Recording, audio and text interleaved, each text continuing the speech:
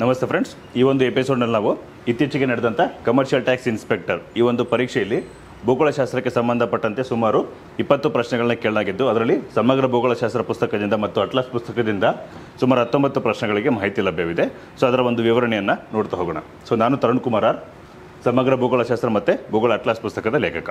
Okay, so ಪ್ರಶ್ನೆಗಳನ್ನು ನೋಡೋಣ. So ಮೊದಲನೇದಾಗಿ, ಪುರಾತನ ಮಾದರಿಗಳ ವಯಸ್ಸನ್ನು ಈ ಕೆಳಗಿನ ಯಾವ ವಿಧಾನದಿಂದ ಕಂಡುಹಿಡಿಯಬಹುದು? Okay, so the age of the antique specimens can be found by which of the following methods? ತುಂಬ ಹಳೆಯ ವಸ್ತುಗಳ ಅವುಗಳ ಆಯುಷನ್ನು ನಾವು ಯಾವುದೇ ರೀತಿ ಯಾವ ಆಧಾರದ ಮೇಲೆ ಕಂಡುಹಿಡ್ತೀವಿ ಅನ್ನೋದಾದರೆ, ಸೊ ಅದಕ್ಕೆ ಸರಿಯಾದ ಉತ್ತರ ರೇಡಿಯೋ ಕಾರ್ಬನ್ ಡೇಟಿಂಗ್ ಮೆಥಡ್ ಅಂತ ಹೇಳಲಾಗುತ್ತೆ. Okay, so option A radio carbon dating method. ಇದಕ್ಕೆ ಸಂಬಂಧಪಟ್ಟಂಥ ವಿವರಣೆಯನ್ನು ಸಮಗ್ರ ಭೂಗೋಳಶಾಸ್ತ್ರದಲ್ಲಿ ಪುಟ ಸಂಖ್ಯೆ 25ರಲ್ಲಿ ಕಾಣ್ಬೋದು. Okay, so radio carbon dating method ಅಂದರೆ ಏನಾಗುತ್ತೆ? ಸೊ ಇದರಲ್ಲಿ ಏನಾಗುತ್ತೆ, ಇಂಗಾಲದ ಅಂಶ ಇರುತ್ತೆ, ಕಾರ್ಬನ್ ಕಂಟೆಂಟ್. ಈ ಕಾರ್ಬನ್ ಇಂಗಾಲದ ಅಂಶದಲ್ಲಿ ಏನಾಗುತ್ತೆ, C12 ಮತ್ತು C14 ಎರಡು ಐಸೋಟೋಪ್ಸ್ಗಳು ಕಾಣಿಸ್ಕೊಳ್ಳುತ್ತೆ. ಇದರಲ್ಲಿ C14 ಪ್ರಮಾಣ ಏನಾಗುತ್ತೆ, ನಿಧಾನವಾಗಿ ಕಡಿಮೆ ಆಗ್ತಾ ಹೋಗುತ್ತೆ. ಆದರೆ C12 ಪ್ರಮಾಣ ಐಸೋಟೋಪ್ ಏನಾಗುತ್ತೆ, ಕಾನ್ಸ್ಟೆಂಟ್ ಆಗಿರುತ್ತೆ. ಸೊ C12ಗೆ ಹೋಲಿಕೆ ಮಾಡಿಕೊಂಡಾಗ C14 ಏನಾಗುತ್ತೆ, ಎಷ್ಟರ ಮಟ್ಟಿಗೆ ಕಡಿಮೆ ಆಗಿದೆ, ಎಷ್ಟು ಸಮಯದಲ್ಲಿ ಆ C14 ಪ್ರಮಾಣ ಇಂಗಾಲದ ಪ್ರಮಾಣ ಕಡಿಮೆ ಆಗಿದೆಯಲ್ಲ, ಅದರ ಬೇಸಿಸ್ ಮೇಲೆ ಏನಾಗುತ್ತೆ, ನಾವು ಒಂದು ಪ್ರಾಚೀನ ಸತ್ತ ವಸ್ತುವಿನ ಅಥವಾ ಆಯುಷ್ಯವನ್ನು ನಾವು ಕಂಡುಹಿಡಿಯಲಾಗುತ್ತೆ. ಓಕೆ, ಸೊ ಹಂಗಾಗಿ ನೆನಪಿರಬೇಕು ಕಾರ್ಬನ್ ಡೇಟಿಂಗ್ ಮೆಥಡ್. ಸೊ ಹಂಗಾಗಿ ರೇಡಿಯೋ ಕಾರ್ಬನ್ ಡೇಟಿಂಗ್ ಮೆಥಡ್ ಅಂತ ಇದನ್ನು ಕರೆಯಲಾಗುತ್ತೆ. ಓಕೆ, ಮುಂದಿನ ಪ್ರಶ್ನೆ, ಒಂದು ವಸ್ತುವಿನ ಉಷ್ಣತೆ -200 ಡಿಗ್ರಿ ಸೆಲ್ಸಿಯಸ್ ಆಗಿದ್ರೆ ಫ್ಯಾರನ್ ಹೀಟ್ ಮಾಪನದಲ್ಲಿ ಅದರ ಉಷ್ಣತೆಯು ಎಷ್ಟಿರುತ್ತೆ ಅಂತ ಅರ್ಥ. ಅಂದರೆ ಡಿಗ್ರಿ ಸೆಲ್ಸಿಯಸ್ಸಲ್ಲಿ ಗೊತ್ತಿರುತ್ತೆ ನಮಗೆ 100 ಡಿಗ್ರಿ ಬಾಯ್ಲಿಂಗ್ ಪಾಯಿಂಟ್ ಆದರೆ 0 ಡಿಗ್ರಿ ಫ್ರೀಸಿಂಗ್ ಆಗುತ್ತೆ. ಈ ಥರ ಕೆಲ್ವಿನ್ ಅಂತ ಬಂದಾಗ ಏನಾಗುತ್ತೆ, ಅದನ್ನು ಯಾವ ರೀತಿ ಕನ್ವರ್ಟ್ ಮಾಡಬೇಕು ಫ್ಯಾರನ್ ಹೀಟ್ ಅಂತ ಬಂದಾಗ? ಸೊ ಹಂಗೆ ನೋಡ್ಕೊಂಡಾಗ ಏನಾಗುತ್ತೆ, ಫ್ಯಾರನ್ ಹೀಟ್ಗೆ ಕನ್ವರ್ಟ್ ಮಾಡಬೇಕಂದ್ರೆ ಏನಾಗುತ್ತೆ, ಯಾವುದಾದ್ರೂ ಒಂದು ಡಿಗ್ರಿ ಸೆಲ್ಸಿಯಸ್ ಇದ್ದರೆ ಸೊ ಅದನ್ನು ಇಂಟು 9/5 ಮಾಡಬೇಕು. ಸೊ ಆಮೇಲೆ ಅದಕ್ಕೆ +32 ಆ್ಯಡ್ ಮಾಡಬೇಕಾಗತ್ತೆ. ಇನ್ ಕೇಸ್ ಟೆಂಪ್ರೇಚರ್ನ ಪಾಸಿಟಿವಲ್ಲಿ ಕೊಟ್ಟಿದ್ರೆ, ಇನ್ ಕೇಸ್ ಮೈನಸಲ್ಲಿ ಕೊಟ್ಟಿದ್ರೆ ಏನಾಗಬೇಕು, ಮೈನಸ್ ಮಾಡಬೇಕಾಗತ್ತೆ ಕೊನೆಗೆ. ಸೊ ಹಂಗಾಗಿ ಇನ್ ಕೇಸ್ ನಮಗೆ ಬಾಯ್ಲಿಂಗ್ ಪಾಯಿಂಟ್ ನಮಗೆ 100 ಡಿಗ್ರಿ ಇದೆ ಅಂತ ಅಂದ್ಕೊಳ್ಳೋಣ. 100 ಡಿಗ್ರಿ ಇದೇನಾಗುತ್ತೆ, ಸೊ ಅದನ್ನು ಮಲ್ಟಿಪ್ಲೈ ಮಾಡಿದಾಗ 900/5. ಸೊ ಕೊನೆಗೆ ಮೈನಸಲ್ಲಿ ಕೇಳಿರೋದ್ರಿಂದ ಏನಾಗುತ್ತೆ, ಸೊ -32 ಮಾಡಬೇಕಾಗುತ್ತೆ. ಸೊ ಅವಾಗ -228 ಡಿಗ್ರಿ ಸೆಲ್ಸಿಯಸ್ ಕಾಣಿಸ್ಕೊಳುತ್ತೆ, ಡಿಗ್ರಿ ಫ್ಯಾರನ್ ಹೀಟ್ ಕಾಣಿಸ್ಕೊಳ್ಳುತ್ತೆ. ಓಕೆ, ಸೊ ಫಾರ್ಮುಲಾ ಸಿಂಪಲ್ ಆಗಿರುತ್ತೆ. ಏನೇ ಡಿಗ್ರಿ ಸೆಲ್ಸಿಯಸ್ ಕೊಡಲಿ, ಅದು ಪಾಸಿಟಿವ್ ಆಗಿದೆಯಾ ನೆಗೆಟಿವ್ ಆಗಿದೆಯಾ ಫಸ್ಟ್ ಅದನ್ನು ನೋಡ್ಕೋಬೇಕು.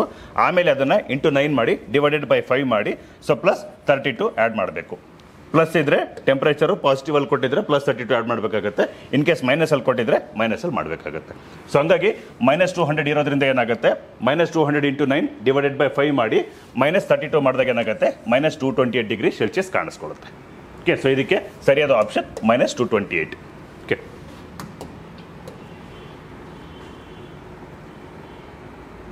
ಇದಕ್ಕೆ ಸಂಬಂಧಪಟ್ಟಂಥ ವಿವರಣೆಯನ್ನು ನೋಡೋದಾದರೆ ಪುಟ ಸಂಖ್ಯೆ 90ರಲ್ಲಿ ಕಾಣಿಸ್ಕೋಬೋದು. ಸೊ ಡಿಗ್ರಿಯಿಂದ ಫ್ಯಾರನ್ ಹೀಟ್ಗೆ ಯಾವ ರೀತಿ ಆಗುತ್ತೆ ಅಂತ. ಸೊ ನಮಗೆ ಗೊತ್ತು, ನಾರ್ಮಲ್ದು ವಾಟರ್ ಬಂದಾಗ ಏನಾಗುತ್ತೆ, ಫ್ರೀಸಿಂಗ್ ಪಾಯಿಂಟು 0 ಡಿಗ್ರಿ ಇದೆ, ಬಾಯ್ಲಿಂಗ್ ಪಾಯಿಂಟು 100 ಡಿಗ್ರಿ ಇದೆ. ಸೊ 100 ಡಿಗ್ರಿ ಇರೋದನ್ನು ಕನ್ವರ್ಟ್ ಮಾಡಿದಾಗ ನಮಗೆ ಎಷ್ಟಕ್ಕೆ ಬರುತ್ತೆ ಅಂತ ಬಂದಾಗ 212 ಡಿಗ್ರಿ ಸೆಲ್ಸಿಯಸ್ ಕಾಣಿಸ್ಕೊಳ್ಳುತ್ತೆ. ಅದೇ 0 ಡಿಗ್ರಿ ಇದ್ದಾಗ ಏನಾಗುತ್ತೆ, 0 ಡಿಗ್ರಿ ಸೆಲ್ಸಿಯಸ್ಸು ಫ್ಯಾರನ್ ಹೀಟಿಗೆ ಬಂದಾಗ 32 ಡಿಗ್ರಿ ಫ್ಯಾರನ್ ಹೀಟ್ ಅಂತ ಹೇಳ್ಬೋದು. ಓಕೆ, ಸೊ ಇದು ಗೊತ್ತಿರಬೇಕು. ಮುಂದಿನ ಪ್ರಶ್ನೆ, ಭೂಮಿಯ ಮೇಲ್ಮೈಯಿಂದ ವೀಕ್ಷಕನು ಯಾವಾಗಲೂ ಚಂದ್ರನ ಅದೇ ಬಿಂದುವನ್ನು ಕಾಣುತ್ತಾನೆ, ಹೀಗಾಗಲು ಕಾರಣವೇನು? ಅಂದರೆ an observer always observes the same phase of the moon from the surface of the earth. This is ಅಂದರೆ ಭೂಮಿ ಮೇಲೆ ಚಂದ್ರ ನಮಗೆ ಪ್ರತಿ ದಿವಸ ಏನಾಗುತ್ತೆ, ಒಂದೇ ಅಮಾವಾಸ್ಯೆ ಇರಲಿ ಹುಣ್ಣಿಮೆ ಇರಲಿ ಅದನ್ನು ಬಿಟ್ಟು ನಾರ್ಮಲ್ ಡೇಸಲ್ಲಿ ಕಂಪೇರ್ ಮಾಡ್ಕೊಂಡಾಗ ಚಂದ್ರನ ಒಂದು ಭಾಗ ಮಾತ್ರ ನಮಗೆ ಕಾಣ್ತಾ ಇರುತ್ತೆ. ಸೊ ಉತ್ತರ ಭಾಗ ದಕ್ಷಿಣ ಧ್ರುವಗೆ ನಮಗೆ ಯಾವತ್ತೂ ಕಾಣಿಸ್ತಾ ಇಲ್ಲ. ಅದು ಯಾಕೆ ಅನ್ನೋದಕ್ಕೆ ಇಲ್ಲಿ ಪ್ರಶ್ನೆ ವಿವರಣೆ ಕೇಳ್ತಾ ಇರೋದು. ಸೊ ಇಲ್ಲಿ ನೋಡಿದಾಗ ಆಪ್ಷನ್ ಏನು ಹೇಳುತ್ತೆ, 1 ಚಂದ್ರ ಮತ್ತು ಭೂಮಿಯ ಕಾಲಾವಧಿ ಸುಮಾರು ಒಂದೇ ಆಗಿದೆ. ಅಂದರೆ ಭೂಮಿ ತಿರುಗೋ ಸಮಯ, ಭೂಮಿ ದೈನಂದಿನ ಚಲನೆ ಮತ್ತು ಚಂದ್ರನ ದೈನಂದಿನ ಚಲನೆ ಸಮಯ ಒಂದೇ ಇದೆ ಅಂತ ಹೇಳ್ತಾ ಇದ್ದಾರೆ. ಸೊ ಹಂಗಾಗಿ ಇದು ತಪ್ಪಾಗುತ್ತೆ. ನೆಕ್ಸ್ಟು, ಚಂದ್ರನ ಭ್ರಮಣೆಯ ಕಾಲಾವಧಿ ಮತ್ತು ಚಂದ್ರನ ಭೂಮಿಯ ಸುತ್ತ ಪರಿಭ್ರಮಣೆಯ ಅವಧಿ ಸುಮಾರು ಒಂದೇ ಆಗಿದೆ. ಅಂದರೆ nearly the same rotational time period of the moon and the moon's revolution time period around the earth. So ಇದೇನಾಗುತ್ತೆ, ಸರಿಯಾದ ಆಪ್ಷನ್ ಆಗಿದೆ. ಸೊ ನಮಗೆ ಗೊತ್ತಿರೋಂಗೇನು, ಚಂದ್ರನ ದೈನಂದಿನ ಚಲನೆ ಮತ್ತು ವಾರ್ಷಿಕ ಚಲನೆ ಅವಧಿ 27.7 ಡೇಸ್ ಆಗಿದೆ. ಅಂದರೆ ಚಂದ್ರ ತನ್ನಂತಾನು ಒಂದು ಪ್ರದಕ್ಷಿಣೆ ಹಾಕೋದಕ್ಕೆ ಏನಾಗುತ್ತೆ 27.7 ದಿವಸ ತಗೊಳುತ್ತೆ. ಅದೇ ಥರ ಭೂಮಿ ಸುತ್ತ ಒಂದು ರೆವಲ್ಯೂಷನ್ ಮಾಡ್ಕೊಂಬರೋದಕ್ಕೆ ಏನಾಗುತ್ತೆ, ಅದು 27.7 ಡೇಸ್ ಸಮಯ ತಗೊಳುತ್ತೆ. ಸೊ ಹಂಗಾಗಿ ರೊಟೇಷನ್ ರೆವಲ್ಯೂಷನ್ ಎರಡು ಕಾನ್ಸ್ಟೆಂಟ್ ಆಗಿರೋದ್ರಿಂದ ಈ ಸಿಚುವೇಶನ್ ನಾವು ಟೈಡಲ್ ಲಾಕಿಂಗ್ ಅಂತ ಕರಿತೀವಿ. Okay, tidal locking. ಈ ರೀತಿ ಇರೋದ್ರಿಂದ ಏನಾಗುತ್ತೆ, ನಮಗೆ ಚಂದ್ರನ ಒಂದು ಭಾಗ ಮಾತ್ರ ಕಾಣಿಸ್ತಾ ಇದೆ, ಅದು ಉತ್ತರ ಧ್ರುವ ಭಾಗ ಮಾತ್ರ ಕಾಣುತ್ತೆ, ದಕ್ಷಿಣ ಧ್ರುವ ಕಾಣಿಸ್ತಾ ಇಲ್ಲ. ಆ ಕಾಣಿಸ್ತಿರ್ತಕ್ಕಂಥ ದಕ್ಷಿಣ ಧ್ರುವಕ್ಕೆ ಏನಾಗಿದೆ, ನಾವಿವತ್ತು ಚಂದ್ರಯಾನ ಮಿಷನ್ ಲಾಂಚ್ ಮಾಡಿರೋದು. ಸೊ ಹಾಗಾಗಿ ಇವತ್ತು ನಮಗೆ ಚಂದ್ರನ ದಕ್ಷಿಣ ಭಾಗ ಸ್ಯಾಟಲೈಟ್ ಮೂಲಕ ಕಾಣಿಸ್ಕೊಳ್ತಾ ಇದೆ ಅಷ್ಟೇ. ಸೊ ಹಾಗಾಗಿ ಭೂಮಿ ಮೇಲಿಂದ ನಾವು ಯಾವತ್ತೇ ನೋಡಿದ್ರು ಕೂಡ ಏನಾಗುತ್ತೆ, ಚಂದ್ರನ ಏನು ಡಾರ್ಕ್ ಪ್ಯಾಚಸ್ ಇರ್ತಕ್ಕಂಥ ಭಾಗ ಮಾತ್ರ ಕಾಣುತ್ತೆ, ಇನ್ನೊಂದು ಪೋರ್ಷನ್ ನಮಗೆ ಯಾವತ್ತೂ ಕಾಣಿಸಲ್ಲ ಭೂಮಿ ಮೇಲಿಂದ ನಿಂತ್ಕೊಂಡು ನೋಡಿದಾಗ. ಸೊ ಕಾರಣ ಇದು. ಚಂದ್ರನ ದೈನಂದಿನ ಚಲನೆ ಅವಧಿ 27.7 ದಿವಸ, ವಾರ್ಷಿಕ ಚಲನೆ ಅವಧಿ ಅಂದರೆ ಭೂಮಿ ಸುತ್ತ ಹೋಗಿ ಬರೋದು ಕೂಡ ಏನಾಗುತ್ತೆ, ಸೇಮ್ ಟೈಮಿಂಗ್ಸ್ ತಗೋತಾ ಇದೆ. ಸೊ ಹಾಗಾಗಿ ಭೂಮಿ ಮೇಲೆ ನಾವು ಯಾವತ್ತೂ ನಿಂತ್ಕೊಂಡು ನೋಡಿದ್ರು ಚಂದ್ರನ ಒಂದು ಭಾಗ ಮಾತ್ರ ಕಾಣುತ್ತೆ. So nearly the same rotational time period of the earth and the revolution time period of the moon. So ಇದು ಕೂಡ ತಪ್ಪಾಗುತ್ತೆ. Next nearly the same revolution time period of the moon and earth. So ಭೂಮಿದು ನಮಗೆ ಗೊತ್ತಿದೆ, ಭೂಮಿಯ ದೈನಂದಿನ ಚಲನೆ ಅವಧಿ 24 ಗಂಟೆ, ವಾರ್ಷಿಕ ಚಲನೆ ಅವಧಿ ಬಂದಾಗ 365.26 ಗಂಟೆ ಸಮಯ ಆಗುತ್ತೆ. ಸೊ ಅದು 6 ಗಂಟೆ ಸಮಯನ 4 ವರ್ಷಕ್ಕೆ ಒಂದ್ಸಲ ಕನ್ಸಿಡರ್ ಮಾಡ್ಕೊಂಡಾಗ ಒಂದು ದಿವಸ ಹೆಚ್ಚಿಗೆ ಬರುತ್ತೆ. ಸೊ ಹಂಗಾಗಿ ಅದನ್ನು ಲೀಪ್ ಇಯರ್, ಅಧಿಕ ವರ್ಷ ಅಂತ ಕರಿತೀವಿ. ಸೊ ಈ ಯಾವುದು 365 ದಿವಸ 6 ಗಂಟೆ ಹೆಚ್ಚಿಗೆ ಬರೋದನ್ನ ಆ್ಯಕ್ಚುಲಿ ಸಿಡರಲ್ ಇಯರ್ ಅಂತ ಕರಿತೀವಿ, ಅಂದರೆ ನಾಕ್ಷತ್ರಿಕ ವರ್ಷ. ಇವೆರಡೂ ಮಧ್ಯೆ ಆವರೇಜ್ ತೊಗೊಂಡಾಗ 365 ದಿವಸ ಒಂದು ವರ್ಷ ಅಂತ ಹೇಳ್ತೀವಿ. ಸೊ ಅದು ಸೌರ ವರ್ಷ ಆಗುತ್ತೆ. ಓಕೆ. ಸೊ ದೈನಂದಿನ ಚಲನೆ ಬಂದಾಗ ಗೊತ್ತಿದೆ ಎಕ್ಸಾಕ್ಟಾಗಿ ನಮಗೆ 24 ಗಂಟೆ, ಹೌದಾ? ಸೊ ಹಂಗಾಗಿ ಚಂದ್ರನ ದೈನಂದಿನ ಚಲನೆ, ವಾರ್ಷಿಕ ಚಲನೆ ಮತ್ತು ಭೂಮಿಯ ವಾರ್ಷಿಕ ಚಲನೆ ದೈನಂದಿನ ಚಲನೆಗೆ ಸಂಬಂಧ ಇಲ್ಲ. ಓಕೆ. ಸೊ ಚಂದ್ರನ ಏನಾಗುತ್ತೆ, ದೈನಂದಿನ ಚಲನೆ ಮತ್ತು ವಾರ್ಷಿಕ ಚಲನೆ ಎರಡೂ ಸಮನಾಗಿದೆ. ಸೊ ಹಾಗಾಗಿ ಏನಾಗುತ್ತೆ, ನಾವು ಭೂಮಿಯಿಂದ ಯಾವತ್ತು ನೋಡಿದ್ರು ಕೂಡ ಚಂದ್ರನ ಒಂದು ಭಾಗ ಮಾತ್ರ ನಮಗೆ ಕಾಣಿಸ್ತಾ ಇದೆ. ಸೊ ಇದಕ್ಕೆ ಸಂಬಂಧಪಟ್ಟಂಥ ವಿವರಣೆಯನ್ನು ನೋಡೋದಾದ್ರೆ ಪುಟ ಸಂಖ್ಯೆ 17 ಮತ್ತು ಅಟ್ಲಾಸಲ್ಲಿ 3ನೇ ಪೇಜಲ್ಲಿ ನೋಡ್ಬೋದಾಗುತ್ತೆ. ಸೊ ಇಲ್ಲಿ ಚಂದ್ರನ ದೈನಂದಿನ ಚಲನೆ ಅವಧಿ ನೋಡಿ 27 ದಿನ 7 ಗಂಟೆ ಸಮಯ ಇದೆ. ನೆಕ್ಸ್ಟು ಸುತ್ತಲೂ ಕೂಡ ವಾರ್ಷಿಕ ಚಲನೆ ಮಾಡೋದು ಕೂಡ ಏನಾಗುತ್ತೆ, ಸೇಮ್ ಸಮಯ ತಗೊಳ್ತಾ ಇದೆ. ಸೊ ಹಂಗಾಗಿ ನಮಗೆ ಒಂದೇ ಮುಖ ಕಾಣಿಸ್ತಾ ಇರೋದು. ಸೊ ಇದನ್ನು ಟೈಡಲ್ ಲಾಕಿಂಗ್ ಸಿಚುವೇಶನ್ ಅಂತ ಕರಿತೀವಿ. ಈ ಕಾರಣಕ್ಕಾಗಿ ನಾವು ಯಾವಾಗಲೂ ಕೇವಲ ಚಂದ್ರನ ಉತ್ತರ ಧ್ರುವದ ಒಂದು ಭಾಗವನ್ನು ಮಾತ್ರ ಕಾಣ್ತೇವೆ, ದಕ್ಷಿಣ ಧ್ರುವ ನಮಗೆ ಯಾವತ್ತೂ ಕಾಣಿಸ್ಕೊಳ್ಳೋದಿಲ್ಲ. ಸೊ ಅದನ್ನು ಸೌತ್ ಪೋಲ್ ಐಟ್ಕಿನ್ ಬೇಸಿನ್ ಅಂತ ಕರಿತೀವಿ. ಓಕೆ. ಸೊ ಹಾಗೆ ಅಟ್ಲಾಸಲ್ಲಿ 3ನೇ ಪೇಜಲ್ಲಿ ಇದು ಕಾಣಿಸ್ಕೋಬೋದು.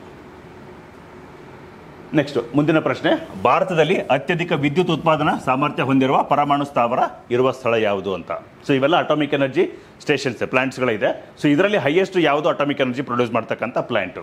ಅಗೇನ್ ತಾರಾಪುರ ಇರ್ಬೋದು, ಕೈಗಾ ಕರ್ನಾಟಕದ ಇರ್ಬೋದು, ರಾಜಸ್ಥಾನ ಅಥವಾ ಕುಡಂಕುಲಂ. ಓಕೆ.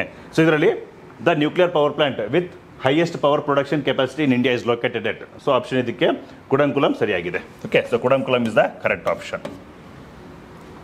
ಸೊ ಇದು ಯಾವ ರಾಜ್ಯದಲ್ಲಿ ಕಾಣಿಸ್ಕೊಳ್ಳುತ್ತೆ? ಸೊ ಕುಡಂಕುಲಂ ಆ್ಯಕ್ಚುಲಿ ತಮಿಳುನಾಡಲ್ಲಿ ಕಾಣಿಸ್ಕೊಳ್ಳುವಂಥದ್ದು. ಓಕೆ. ಕುಡಂಕುಲಂ.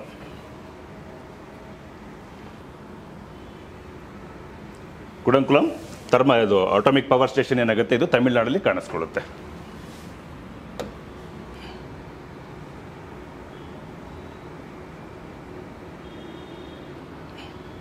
ಸೊ ಇದಕ್ಕೆ ಸಂಬಂಧಪಟ್ಟಂಥ ವಿವರಣೆಯನ್ನು ಪುಟ ಸಂಖ್ಯೆ 402 ಸಮಗ್ರ ಭೂಗೋಳಶಾಸ್ತ್ರದಲ್ಲಿ ಅಟ್ಲಾಸಲ್ಲಿ 77ನೇ ಪೇಜಲ್ಲಿ ಕಾಣಿಸ್ಕೋಬೋದು.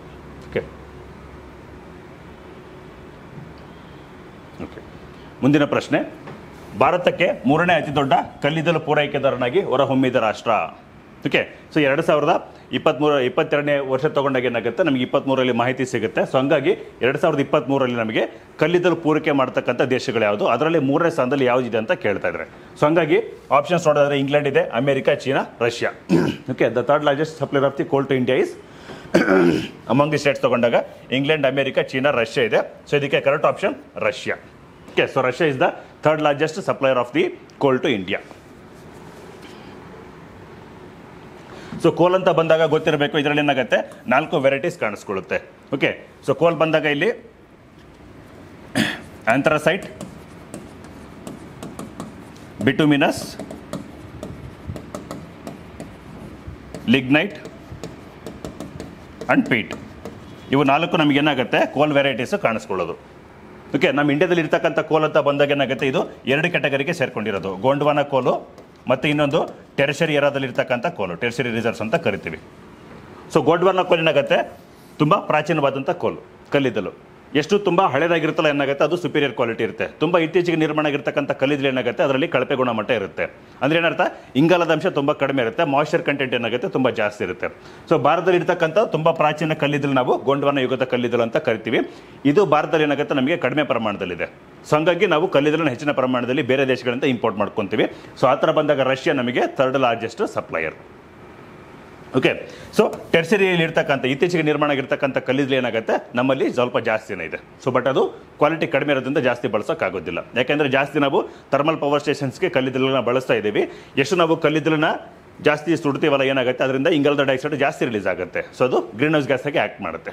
ಸೊ ಹಂಗಾಗಿ ನಾವು ಟೆರ್ಸರಿ ಕೋಲ್ನ ಯೂಸ್ ಮಾಡೋದ್ರ ಬದಲು ಏನು ಮಾಡ್ತಿದ್ವಿ, ಸುಪೀರಿಯರ್ ಕ್ವಾಲಿಟಿ ಕೋಲ್ ಇರೋದನ್ನ ನಾವು ಇಂಪೋರ್ಟ್ ಮಾಡ್ಕೊಳ್ತಾ ಇರೋದು. ಸೊ ಕ್ವಾಲಿಟಿ ಕೋಲ್ ಅಂತ ಬಂದಾಗ ಏನಾಗುತ್ತೆ anthracite superior quality. So more than 80% ಏನಾಗುತ್ತೆ ಇದರಲ್ಲಿ ಹಿಂಗ ಕಾರ್ಬನ್ ಕಂಟೆಂಟ್ ಇರುತ್ತೆ. ನೆಕ್ಸ್ಟ್ ಬಂದಾಗ ಬಿಟುಮಿನಸ್ ಕೋಲ್, ಇದರಲ್ಲಿ ಏನಾಗುತ್ತೆ ಸುಮಾರು 60 to 75% ಅಥವಾ 80% ವರೆಗೆ ಏನಾಗುತ್ತೆ ನಮಗೆ ಕಲ್ಲಿದ್ದಲು ಕಾಣಿಸ್ಕೊಳ್ಳುತ್ತೆ. ಇಂಡಿಯಾದಲ್ಲಿ ಬಿಟುಮಿನಸ್ ಕೋಲ್ ನಮಗೆ ಸ್ವಲ್ಪ ಜಾಸ್ತಿ ಕಾಣಿಸ್ಕೊಳ್ಳುತ್ತೆ. ನೆಕ್ಸ್ಟ್ ಬರೋದು ಲಿಗ್ನೈಟ್ ಕಲ್ಲಿದ್ದಲು, ಇದು ಸ್ವಲ್ಪ ಥರ್ಡ್ ಗ್ರೇಡ್ ಕ್ವಾಲಿಟಿ ಕಲ್ಲಿದ್ದಲಾಗುತ್ತೆ. ಇದು ತಮಿಳುನಾಡಲ್ಲಿ ನಮಗೆ ಜಾಸ್ತಿ ಕಾಣಿಸ್ಕೊಳ್ಳುತ್ತೆ. ಇನ್ನು ಪೀಟ್ ಅಂತ ಬಂದಾಗ ಇದನ್ನ ವೆರಿ ಲೋ ಗ್ರೇಡ್ ಕ್ವಾಲಿಟಿ ಕೋಲ್. ಸೊ ಹಂಗಾಗಿ ಇದು ಗೊತ್ತಿರಬೇಕು. ಸೊ ಇದಕ್ಕೆ ಸರಿಯಾದ ಉತ್ತರ ರಷ್ಯಾ. ಮುಂದಿನ ಪ್ರಶ್ನೆ, ಈ ಕೆಳಗಿನ ಯಾವ ಮುಖ್ಯಮಂತ್ರಿಯು ಕರ್ನಾಟಕದಲ್ಲಿ ಭೂ ಸುಧಾರಣೆಗಳನ್ನು ಜಾರಿಗೆ ತಂದರು? ಲ್ಯಾಂಡ್ ರಿಫಾರ್ಮ್ಸ್ ಅಂತ ಬಂದಾಗ ಕರ್ನಾಟಕದಲ್ಲಿ ಯಾರು ಇಂಪ್ಲಿಮೆಂಟೇಷನ್ ಮಾಡಿದ್ರು, ಬರೀ ಜಸ್ಟ್ ಆಕ್ಟ್ ಪಾಸ್ ಮಾಡಿದ್ರು ಅನ್ನೋದಕ್ಕಿಂತ ಹೆಚ್ಚಾಗಿ ಯಾರು ಅದನ್ನು ಇಂಪ್ಲಿಮೆಂಟೇಷನ್ ಕಾರ್ಯರೂಪಕ್ಕೆ ತರ್ತಾರೆ ಅನ್ನೋದು. ಸೊ ಹಾಗೆ ಆಪ್ಷನ್ಸ್ ಬಂದಾಗ ವೀರೇಂದ್ರ ಪಾಟೀಲ್ ಅವರಿದೆ, ನೆಕ್ಸ್ಟ್ ರಾಮಕೃಷ್ಣ ಹೆಗಡೆ ಇದೆ, ಕೆ.ಸಿ. ರೆಡ್ಡಿ ಅಥವಾ ಡಿ ದೇವರಾಜು ಅರಸು ಅವರು. Who among the following chief minister implemented the land reforms Karnataka? Land reforms ಕರ್ನಾಟಕದಲ್ಲಿ ಯಾರು ಇಂಪ್ಲಿಮೆಂಟ್ ಮಾಡ್ತಾರೆ ಅನ್ನೋದು. ಸೊ ಇದಕ್ಕೆ ಸರಿಯಾದ ಆಪ್ಷನ್ ಏನಾಗುತ್ತೆ ನಮಗೆ D Devaraj Urs. Okay. So ಇವರು ಅಗೇನ್ 1973ರಲ್ಲಿ ಕರ್ನಾಟಕನ ಇದು ಮೈಸೂರರ ಪ್ರಾಂತ್ಯ ಅಂತ ಇರೋದನ್ನ ನಮ್ಮನ್ನ ಕರ್ನಾಟಕ ಅಂತ ಕೂಡ ಮರುನಾಮಕರಣ ಮಾಡ್ತಾರೆ. ಸೊ ಹಂಗಾಗಿ ಡಿ ದೇವರಾಜ ಅರಸ್ ಇವರು ಲ್ಯಾಂಡ್ ರಿಫಾರ್ಮ್ಸ್ ಕೂಡ ಏನಾಗುತ್ತೆ ಇಂಪ್ಲಿಮೆಂಟೇಷನ್ ಮಾಡ್ತಾರೆ. ಸೊ ಇದಕ್ಕೆ ಸಂಬಂಧಪಟ್ಟಂಥ ವಿವರಣೆಯನ್ನು ಪುಟ ಸಂಖ್ಯೆ 497 ಮತ್ತು 98ರಲ್ಲಿ ಕಾಣ್ಬೋದು. ಓಕೆ. ಸೊ ಇಲ್ಲೇನಾಗುತ್ತೆ ಕರ್ನಾಟಕದ ಭೂ ಸುಧಾರಣೆಯ ಪ್ರಮುಖ ಅಂಶಗಳು ಅಂತ ಬಂದಾಗ ಸೊ ಇಲ್ಲಿ ಅಗೇನ್ ಇಂಪ್ಲಿಮೆಂಟೇಷನ್ ಮಾಡಿದ್ದು ದೇವರಾಜು ಅರಸು ಅವರು ಇಲ್ಲಿ ಕಾಣಿಸ್ಕೊಳ್ಳುತ್ತೆ. ದೇವರಾಜ ಅರಸು ಮತ್ತು ಭೂ ಸುಧಾರಣೆಗಳು. ಸೊ ಇವರು ಲ್ಯಾಂಡ್ ರಿಫಾರ್ಮ್ಸ್ನ ಜಾಸ್ತಿ ಮಾಡಿದ್ರಿಂದ ಏನಾಯಿತು, ಬಡವರ ಬಂಧು ಅಂತ ಇವ್ರನ್ನ ಕರೀಲಾಗುತ್ತೆ. ಯಾಕಂದರೆ ಹಿಂದುಳಿದ ವರ್ಗಗಳಿಗೆ ತುಂಬ ಮೇಲುಸ್ಥಾನಕ್ಕೆ ಬರೋದಕ್ಕೆ ಏನಾಗುತ್ತೆ ಅವರಿಗೆ ಕಾರಣ ಆಗುತ್ತೆ. ಸೊ ಹಂಗಾಗಿ ಇವರ ಜನ್ಮದಿನವನ್ನು ಕೂಡ ನಾವೇನಾಗುತ್ತೆ ಹಿಂದುಳಿದ ವರ್ಗಗಳ ದಿನ ಅಂತ ಕರಿತೇವೆ ಅಂತ ಆಚರಣೆ ಮಾಡಲಾಗುತ್ತೆ. ಯಾಕೆಂದರೆ ಇವರು ಹಿಂದುಳಿದ ವರ್ಗಗಳ ಅಭಿವೃದ್ಧಿಗೋಸ್ಕರ ಸಾಕಷ್ಟು ಕೆಲಸ ಮಾಡ್ತಾರೆ. ಸೊ ಅದರಲ್ಲೂ ಮೇನು ಪ್ರಮುಖವಾಗಿ ಕಾಣಿಸ್ಕೊಳ್ಳೋದು ನಮಗೆ ಲ್ಯಾಂಡ್ ರಿಫಾರ್ಮ್ಸ್ ಭೂ ಸುಧಾರಣೆಗಳು. ಓಕೆ. ಸೊ ಹಾಗೆ ಇವ್ರದ್ದು ಆಗಸ್ಟ್ 20 ಜನ್ಮದಿನ ಗೊತ್ತಿರಬೇಕು. ಸೊ ಅದನ್ನು ನಾವು ಇದು ಅದರ್ ಬ್ಯಾಕ್ವರ್ಡ್ ಕ್ಯಾಟಗರಿ ಡೇ ಅಂತ ಸೆಲೆಬ್ರೇಟ್ ಮಾಡುವಂಥದ್ದು. ಸೊ ಇವರೇನಾಗುತ್ತೆ ಲ್ಯಾಂಡ್ ರಿಫಾರ್ಮ್ಸ್ನ ನಮಗೆ ಕಾರ್ಯರೂಪಕ್ಕೆ ತೊಗೊಂಡ್ಬರ್ತಾರೆ. ಸೊ ಅದು ಕೂಡ ನಮಗೆ ಕಾರ್ಯರೂಪಕ್ಕೆ ಬರೋದು 1965ರಲ್ಲಿ ಅಂತ ಹೇಳ್ಬೋದು. ಸೊ ಇದರಲ್ಲಿ ಏನಾಗುತ್ತೆ ನಮಗೆ ಲ್ಯಾಂಡ್ ರಿಫಾರ್ಮ್ಸ್ ಅಂತ ಬಂದಾಗ ಅಲ್ಲಿ ಜಮೀನ್ದಾರಿ ಪದ್ಧತಿ ನಮ್ಮಲ್ಲಿ ಇತ್ತು. ಸೊ ಜಮೀನ್ದಾರಿ ಪದ್ಧತಿ ಇರೋದ್ರಿಂದ ಏನಾಗಿತ್ತು ಸಾಕಷ್ಟು ಜನ ಜಮೀನು ಒಬ್ಬ ವ್ಯಕ್ತಿಗಳ ಕೈಯಲ್ಲಿ ಹೂಡಿಕೆ ಆಗಿತ್ತು ಅಥವಾ ಅವರ ನಿಯಂತ್ರಣದಲ್ಲಿತ್ತು. ಸೊ ಅದರಲ್ಲಿ ತುಂಬ ಜನ ಬಡ ಕಾರ್ಮಿಕರು ಕೆಲಸ ಮಾಡ್ತಿದ್ರು ಅಥವಾ ಬಡ ಕೂಲಿ ಕಾರ್ಮಿಕರು ಕೆಲಸ ಮಾಡ್ತಿದ್ರು. ಸೊ ಹಂಗಾಗಿ ಅವ್ರಿಗೇನು ಲಾಭ ಸಿಗ್ತಾ ಇರಲಿಲ್ಲ, ಪೂರ್ತಿ ಬಡವರಾಗಿ ಬದುಕ್ತಾ ಇದ್ರು, ಒಂಥರ ಜೀತ ಪದ್ಧತಿಯಲ್ಲಿ ಬದುಕ್ತಾ ಇದ್ರು ಅಂತ ಹೇಳಿದ್ರೆ ತಪ್ಪಲ್ಲ. ಸೊ ಹಂಗಾಗಿ ಏನು ಮಾಡಿದ್ರು ಇವರು ಲ್ಯಾಂಡ್ ರಿಫಾರ್ಮ್ಸು ಭೂಸುಧಾರಣೆ ಕಾಯ್ದೆ ತೊಗೊಂಬಂದಾಗ ಏನಾಗುತ್ತೆ ಉಳುವವನೇ ಒಡೆಯ ಅನ್ನೋ ಒಂದು ಕಾನ್ಸೆಪ್ಟ್ನ ತೊಗೊಂಬರ್ತಾರೆ. Okay. Tiller is the owner of the land ಅನ್ನೋ ಥರ. ಸೊ ಹಂಗಾಗಿ ಏನಾಗುತ್ತೆ ಅಲ್ಲಿ ಜಮೀನ್ದಾರರ ಪದ್ಧತಿನ ತೆಗೆದಾಕ್ಬಿಟ್ಟು ಏನಾಗುತ್ತೆ ಯಾರು ಕೃಷಿ ಭೂಮಿಯಲ್ಲಿ ವಾಸ್ತವವಾಗಿ ಕೆಲಸ ಮಾಡ್ತಿದ್ರಲ್ಲ ಸೊ ಅವರೇ ಆ ಜಮೀನಿನ ಮಾಲೀಕ ಅಂತ ಒಂದು ಕಾನ್ಸೆಪ್ಟ್ ತೊಗೊಂಬರ್ತಾರೆ. ಸೊ ಅದೇ ಉಳುವವನೇ ಒಡೆಯ. ಸೊ ಈ ಅರ್ಥ ಬಂದಾಗ ಏನಾಗುತ್ತೆ ಇಲ್ಲಿ ಲ್ಯಾಂಡ್ ಸೀಲಿಂಗ್ ಕೂಡ ಮಾಡ್ತಾರೆ. ಅಂದರೆ ಒಬ್ಬ ವ್ಯಕ್ತಿ ಒಂದು ಜಮೀನು ಒಂದು ಕುಟುಂಬ ಅಂತ ಬಂದಾಗ ಅವರಿಗೆ ಎಷ್ಟು ಪ್ರಮಾಣದಲ್ಲಿ ಜಮೀನು ಮಾತ್ರ ಅವರು ಹೊಂದಿರಬಹುದು. ಸೊ ಅದನ್ನು ಕೂಡ ಒಂದು ಲಿಮಿಟೇಷನ್ಸ್ ಹಾಕ್ತಾರೆ ಲ್ಯಾಂಡ್ ಸೀಲಿಂಗ್ ಆ್ಯಕ್ಟ್ ಅಂತ ಬಂದಾಗ. ಸೊ ಅಲ್ಲೇನಾಗುತ್ತೆ ಒಂದು ಕುಟುಂಬ ಅಂತ ಕನ್ಸಿಡರ್ ಮಾಡ್ಕೊಂಡಾಗ ಗಂಡ ಹೆಂಡತಿ ಮತ್ತು ಅವ್ರಿಗಿರ್ತಕ್ಕಂಥ 3 ಜನ ಒಟ್ಟು ಒಂದು 5 ಜನ ಇರ್ತಕ್ಕಂಥ ಒಂದು ಕುಟುಂಬ ಏನಾಗುತ್ತೆ ಸೊ ಅವರಿಗೆ ಇಲ್ಲಿ ಲ್ಯಾಂಡ್ ರಿಫಾರ್ಮ್ಸ್ ಆ್ಯಕ್ಟ್ ಪ್ರಕಾರ ಸೀಲಿಂಗ್ ಆಗುತ್ತೆ. ಅಂದರೆ ಏನು ಗರಿಷ್ಠ ಮಿತಿ ಅದೇನು ಒಂದು ಕುಟುಂಬ ಅಂತ ಬಂದಾಗ ಅದು ನೀರಾವರಿ ಪ್ರದೇಶದಲ್ಲಿ ಇದ್ದರೆ ಒಂದು ರೀತಿ ಆಗುತ್ತೆ, ಮತ್ತು ಮಳೆಯಾಶ್ರಿತ ಪ್ರದೇಶ ಆಗಿದ್ದರೆ ಇನ್ನೊಂದು ರೀತಿಯಲ್ಲಿ ವ್ಯತ್ಯಾಸ ಕಾಣಿಸ್ಕೊಳ್ಳುತ್ತೆ. ಇನ್ ಕೇಸ್ ಅದು ಮಳೆಯಾಶ್ರಿತ ಪ್ರದೇಶದಲ್ಲಿ ಭೂಮಿ ಆಗಿದೆ ಅಂದರೆ ಅಲ್ಲಿ ಬರೀ ಮಳೆ ಬಂದಾಗ ಮಾತ್ರ ಬೆಳೆ ಬೆಳೆಯೋದು ಆ ಥರ ಇದ್ದಾಗ ಏನಾಗುತ್ತೆ ಅಂಥ ಒಂದು ಕುಟುಂಬ ಅವರು ಗರಿಷ್ಠ 27 ಎಕರೆವರೆಗೂ ಅವರು ಹೊಂದಿರಬಹುದು. ಇನ್ನು ಬಿಟ್ಟರೆ ನೀರಾವರಿ ಪ್ರದೇಶ ಇದೆ, ನೀರಾವರಿ ಪ್ರದೇಶ ಇದ್ದಾಗ ಏನಾಗುತ್ತೆ ಅಲ್ಲಿ ಫಲವತ್ತತೆ ಜಾಸ್ತಿ ಇರುತ್ತೆ ಅಂತ ಹೇಳ್ಬೋದು ಅಥವಾ ಇಳುವರಿ ಜಾಸ್ತಿ ಬರುತ್ತೆ. ಸೊ ಹಂಗಿದ್ದಾಗ ಏನಾಗುತ್ತೆ ಅಲ್ಲಿ 18 ಎಕರೆವರೆಗೂ ಅವರು ಮ್ಯಾಕ್ಸಿಮಮ್ ಲಿಮಿಟ್ ತೊಗೋಬೋದು. ಸೊ ಈ ಥರ ಲಿಮಿಟೇಷನ್ಸ್ ಹಾಕಿದ್ರಿಂದ ಏನಾಗುತ್ತೆ ಸಾಕಷ್ಟು ಜನ ಬಡ ಕಾರ್ಮಿಕರಿಗೂ ಅಥವಾ ಕೂಲಿ ಕಾರ್ಮಿಕರಿಗೂ ಕೂಡ ಏನಾಗುತ್ತೆ ಅವರಿಗೆ ಜಮೀನು ಸಿಗುತ್ತೆ. ಸೊ ಆ ಕಾರಣಕ್ಕೆ ಲ್ಯಾಂಡ್ ರಿಫಾರ್ಮ್ಸ್ ಆ್ಯಕ್ಟ್ ಕರ್ನಾಟಕದಲ್ಲಿ ತುಂಬ ಇಂಪಾರ್ಟೆಂಟ್ ಆಗುತ್ತೆ ಅಂತ ಹೇಳ್ಬೋದು. ಸೊ ಇವರ ಮೊದಲ ಆದ್ಯತೆ ಉಳುವವನೇ ಭೂಮಿಯ ಒಡೆಯ ಎಂಬ ಕಾನ್ಸೆಪ್ಟ್. ಸೊ ಈ ಥರ ಏನಾಗುತ್ತೆ ಇಂಡಿಯಾದಲ್ಲಿ ಕೆಲವೊಂದು ರಾಜ್ಯಗಳಲ್ಲಿ ಇಂಪ್ಲಿಮೆಂಟೇಷನ್ ಮಾಡೋಕೆ ಹೋದ್ರೂ ಕೂಡ ತೊಂದರೆ ಆಗುತ್ತೆ. ಓಕೆ. ಸೊ ಆ ಥರ ಬಂದಾಗ ವೆಸ್ಟ್ ಬೆಂಗಾಲಲ್ಲಿ ಒಂದು ರೀತಿ ತೊಂದರೆ ಆಗುತ್ತೆ, ಕೇರಳದಲ್ಲಿ ಬಂದಾಗ ಒಂದು ರೀತಿ ತೊಂದರೆ ಆಗುತ್ತೆ. ಬಟ್ ಕರ್ನಾಟಕದಲ್ಲಿ ಇದನ್ನು ಯಶಸ್ವಿಯಾಗಿ ನಿಭಾಯಿಸಿದ್ರು ಅಂತ ಹೇಳ್ಬೋದು. ಓಕೆ. ಸೊ ಇದಕ್ಕೆ ಸಂಬಂಧಪಟ್ಟಂಥ ವಿವರಣೆ ಪುಟ ಸಂಖ್ಯೆ 497 ಮತ್ತು 98. ಮುಂದಿನ ಪ್ರಶ್ನೆ, ವಿಜಯಪುರ ಇದರಲ್ಲಿ ಆಲಮಟ್ಟಿ ಡ್ಯಾಮನ್ನು ಈ ಕೆಳಗಿನ ಹೆಸರಿನಿಂದಲೂ ಕರೆಯಲಾಗುತ್ತದೆ. ಅಂದರೆ ಬಿಜಾಪುರಲ್ಲಿರ್ತಕ್ಕಂಥ ಆಲಮಟ್ಟಿ ಡ್ಯಾಮು ಅಥವಾ ಆಲಮಟ್ಟಿ ಡ್ಯಾಮ್ಗೆ ಇನ್ನೊಂದು ಹೆಸರು ಏನಿದೆ ಅಂತ ಕೇಳ್ತಾ ಇರೋದು. ಓಕೆ, ಸೊ ಆಪ್ಷನ್ಸ್ ನೋಡಿದಾಗ ವಲ್ಲಭಾಯ್ ಪಟೇಲ್ ಡ್ಯಾಮ್ ಇದೆ, ಇಂದಿರಾ ಗಾಂಧಿ ಡ್ಯಾಮ್ ಇದೆ, ನೆಕ್ಸ್ಟು ಲಾಲ್ ಬಹದ್ದೂರ್ ಶಾಸ್ತ್ರಿ ಮತ್ತು ಮಹಾತ್ಮ ಗಾಂಧಿ ಅಂತ ಇದೆ. So Almatti dam in Vijayapura is also known as the which of the following ಅಂತ ಬಂದಾಗ, ಸೊ ಅಗೇನ್ ಸರ್ಟನ್ಲಿ ಆಪ್ಷನ್ಸ್ ಗೊತ್ತಿರುತ್ತೆ. ಸೊ ಇದಕ್ಕೆ ಲಾಲ್ ಬಹದ್ದೂರ್ ಶಾಸ್ತ್ರಿ ಡ್ಯಾಮ್ ಅಂತ ಕೂಡ ಕರೆಯಲಾಗುತ್ತೆ. ಇದಕ್ಕೆ ಸಂಬಂಧಪಟ್ಟಂಥ ವಿವರಣೆಯನ್ನು ಅಗೇನ್ ಪುಟ ಸಂಖ್ಯೆ 464 ಸಮಗ್ರ ಭೂಗೋಳಶಾಸ್ತ್ರದಲ್ಲಿ ಅಟ್ಲಾಸಲ್ಲಿ 94ನೇ ಪೇಜಲ್ಲಿ ಕಾಣಿಸ್ಕೋಬೋದು. ಓಕೆ, ಸೊ ಇಲ್ಲಿ ವಿಜಯನಗರ ಮ್ಯಾಪ್ ಕಾಣಿಸ್ಕೊಳ್ತಿದೆ. ಸೊ ಇಲ್ಲಿರ್ತಕ್ಕಂಥ ಆಲಮಟ್ಟಿ ಡ್ಯಾಮ್, ಆಲಮಟ್ಟಿ ಅಣೆಕಟ್ಟು. ಓಕೆ, ಸೊ ಇದನ್ನು ನೆನಪಿರ್ಬೇಕು. ಇನ್ನೊಂದು ಯಾರು ಇನಾಗ್ರೇಟ್ ಮಾಡಿದ್ರು ಅಂತ ಕೂಡ ಕೇಳ್ಬೋದು. ಸೊ ಅಬ್ದುಲ್ ಕಲಾಂ ಅವರು ಇದನ್ನು ಇನಾಗ್ರೇಟ್ ಮಾಡ್ತಾರೆ. ಸೊ ಜೊತೆಗೆ ಏನಾಗುತ್ತೆ, ಇದಕ್ಕೆ ಲಾಲ್ ಬಹದ್ದೂರ್ ಶಾಸ್ತ್ರಿ ಅಂತ ಹೆಸರು ಕೂಡ ಇದೆ. ಓಕೆ, ಸೊ ಎರಡಕ್ಕೂ ಆನ್ಸರ್ ಗೊತ್ತಿರಬೇಕು. ಸೊ ಇದು ಅಟ್ಲಾಸಲ್ಲಿ ಕೂಡ ಕಾಣಿಸ್ಕೊಳ್ಳುತ್ತೆ. ಆಲಮಟ್ಟಿ ಅಣೆಕಟ್ಟು ಇದನ್ನು ಅಬ್ದುಲ್ ಕಲಾಂ ಅವರು ಇನಾಗ್ರೇಟ್ ಮಾಡ್ತಾರೆ. ಲಾಲ್ ಬಹದ್ದೂರ್ ಶಾಸ್ತ್ರಿ ಡ್ಯಾಮ್ ಅಂತ ಕೂಡ ಇದನ್ನು ಕರೆಯಲಾಗುತ್ತೆ. ಓಕೆ,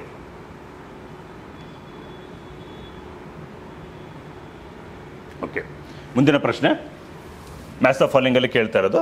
ಸೊ ಇಲ್ಲೇನಾಗ್ತಿದೆ, ಪಟ್ಟಿ 1ರೊಂದಿಗೆ ಪಟ್ಟಿ 2 ಹೊಂದಿಸಿ ಕೆಳಗೆ ನೀಡಲಾದ ಸಂಕೇತಗಳನ್ನು ಉಪಯೋಗಿಸಿ ಬರೀರಿ ಅಂತ ಕೇಳ್ತಾ ಇದ್ದಾರೆ. ಸೊ ಅಂದರೆ ಇಲ್ಲಿ ಕೇಳ್ತಾ ಇರೋದು ಮೇನ್ಲಿ ಇದು ಲೋಕಲ್ ವಿಂಡ್ಸ್ ಬಗ್ಗೆ, ಸ್ಥಳೀಯ ಮಾರುತಗಳು ಯಾವ ಪ್ರದೇಶದಲ್ಲಿ ಕಾಣಿಸ್ಕೊಳ್ತಿದ್ದಾವೆ, ಏನು ಸ್ಥಳೀಯ ಹೆಸರಿದೆ ಅಂತ. ಸೊ ಮೊದಲನೇದಾಗಿ ಗೊತ್ತರಂಗೆ 2 ಕ್ಯಾಟಗರಿ ಇದೆ. ಸೊ ಚಿನುಕ್ ಅಂತ ಇದೆ. ಓಕೆ, ಚಿನುಕ್ ಇದು ಮೇನ್ಲಿ ಕಾಣಿಸ್ಕೊಳ್ಳೋದು ನಮಗೆ ಇಲ್ಲಿ ಉತ್ತರ ಅಮೆರಿಕದಲ್ಲಿ. ಓಕೆ, ಸೊ ಅದರಲ್ಲೂ ಕೂಡ ರಾಕಿ ಪರ್ವತಗಳ ಮೇಲ್ಭಾಗದಲ್ಲಿ.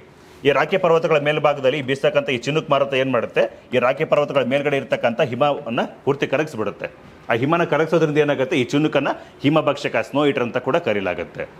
ಈ ರಾಕಿ ಪರ್ವತಗಳ ಮೇಲೆ ಕರಗಿರ್ತಕ್ಕಂಥ ಹಿಮ ಏನಾಗುತ್ತೆ, ಹಿಮ ಕರಗಿದ ನೀರು ಪೂರ್ತಿ ಈ ಕೆಳಗಡೆ ಬರುತ್ತೆ. ಸೊ ಇಲ್ಲಿ ಪ್ರೈರಿ ಗ್ರಾಸ್ಲ್ಯಾಂಡ್ಸ್ ಅಂತ ಕಾಣಿಸ್ಕೊಳ್ಳುತ್ತೆ. ಪ್ರೈರಿ ಹುಲ್ಲುಗಾವಲು, ಅದು ಪೂರ್ತಿ ಮೈದಾನ ಪ್ರದೇಶ.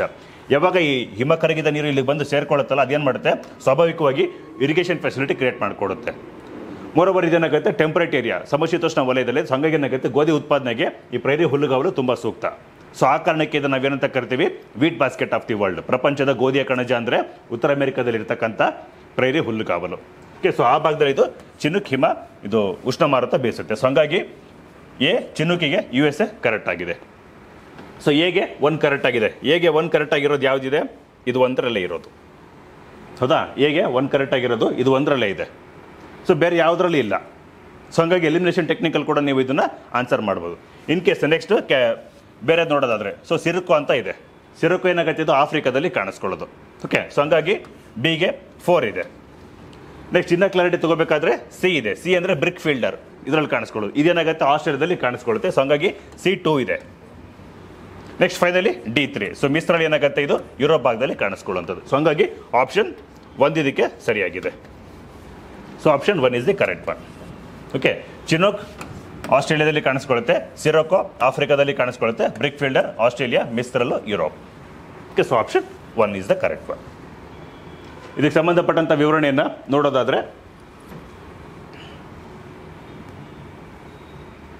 ಸೊ ಚಿನುಕ್ ಇದನ್ನು ಹಿಮಭಕ್ಷಕ, ಸ್ನೋ ಈಟರ್ ಅಂತ ಕೂಡ ಕರೆಯಲಾಗುತ್ತೆ. ಸೊ ಇದು ಕಾಣಿಸ್ಕೊಳ್ಳೋದು ರಾಕಿ ಪರ್ವತಗಳಲ್ಲಿ. ಓಕೆ, ಸೊ ಅಮೆರಿಕದಲ್ಲಿ ಕಾಣಿಸ್ಕೊಳ್ಳುತ್ತೆ. ಇನ್ನು ಬಿಟ್ಟರೆ ಮಿಸ್ತ್ರಲ್, ಇದು ಕೂಡ ಏನಾಗುತ್ತೆ, ಆಲ್ಪ್ಸ್ ಪರ್ವತಗಳಲ್ಲಿ ಕಾಣಿಸ್ಕೊಳ್ಳುತ್ತೆ, ಯುರೋಪ್ನ ದಕ್ಷಿಣ ಭಾಗದಲ್ಲಿ. ನೆಕ್ಸ್ಟ್ ಇನ್ನು ಕಾಣಿಸ್ಕೊಳ್ಳೋದು ನಮಗೆ ಸಿರೊಕ್ಕೋ. ಸೊ ಇದು ಸಹಾರಾ ಮರುಭೂಮಿ ಭಾಗದಲ್ಲಿ ಕಾಣಿಸ್ಕೊಳ್ಳುತ್ತೆ. ಸೊ ಇನ್ನು ಸ್ಥಳೀಯ ಮಾರುತಗಳಂತ ನೋಡಿದಾಗ ಇಲ್ಲಿ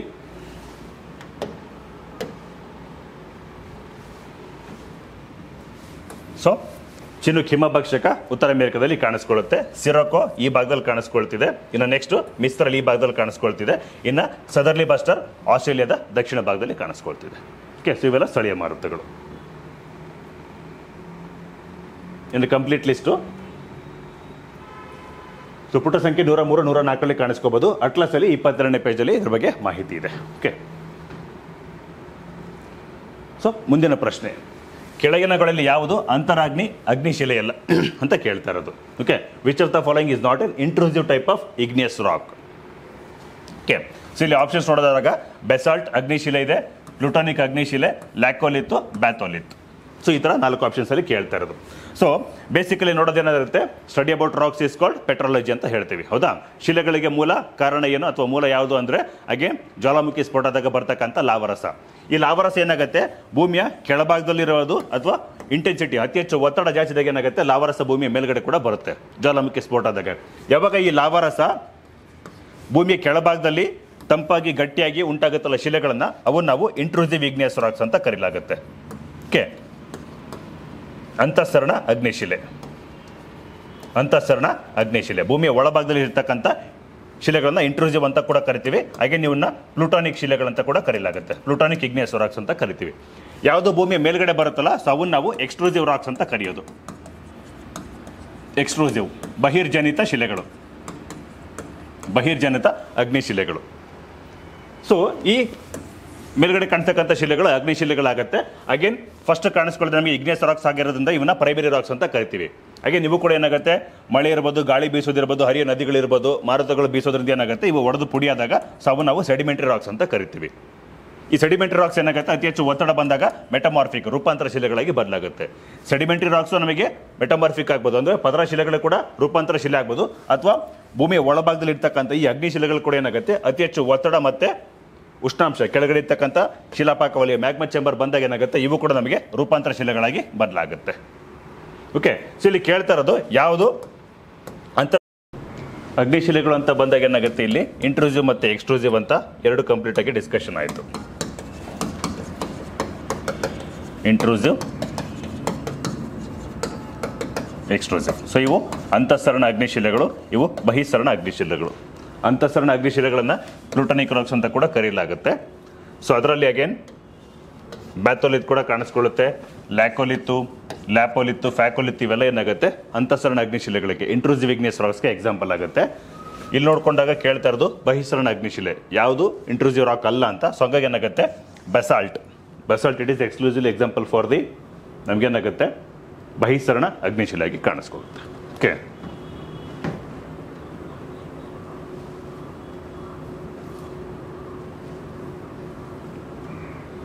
ಸೊ ಪುಟ ಸಂಖ್ಯೆ 54ರಲ್ಲಿ ಇದಕ್ಕೆ ಸಂಬಂಧಪಟ್ಟಂಥ ವಿವರಣೆಯನ್ನು ನೋಡ್ಬೋದು.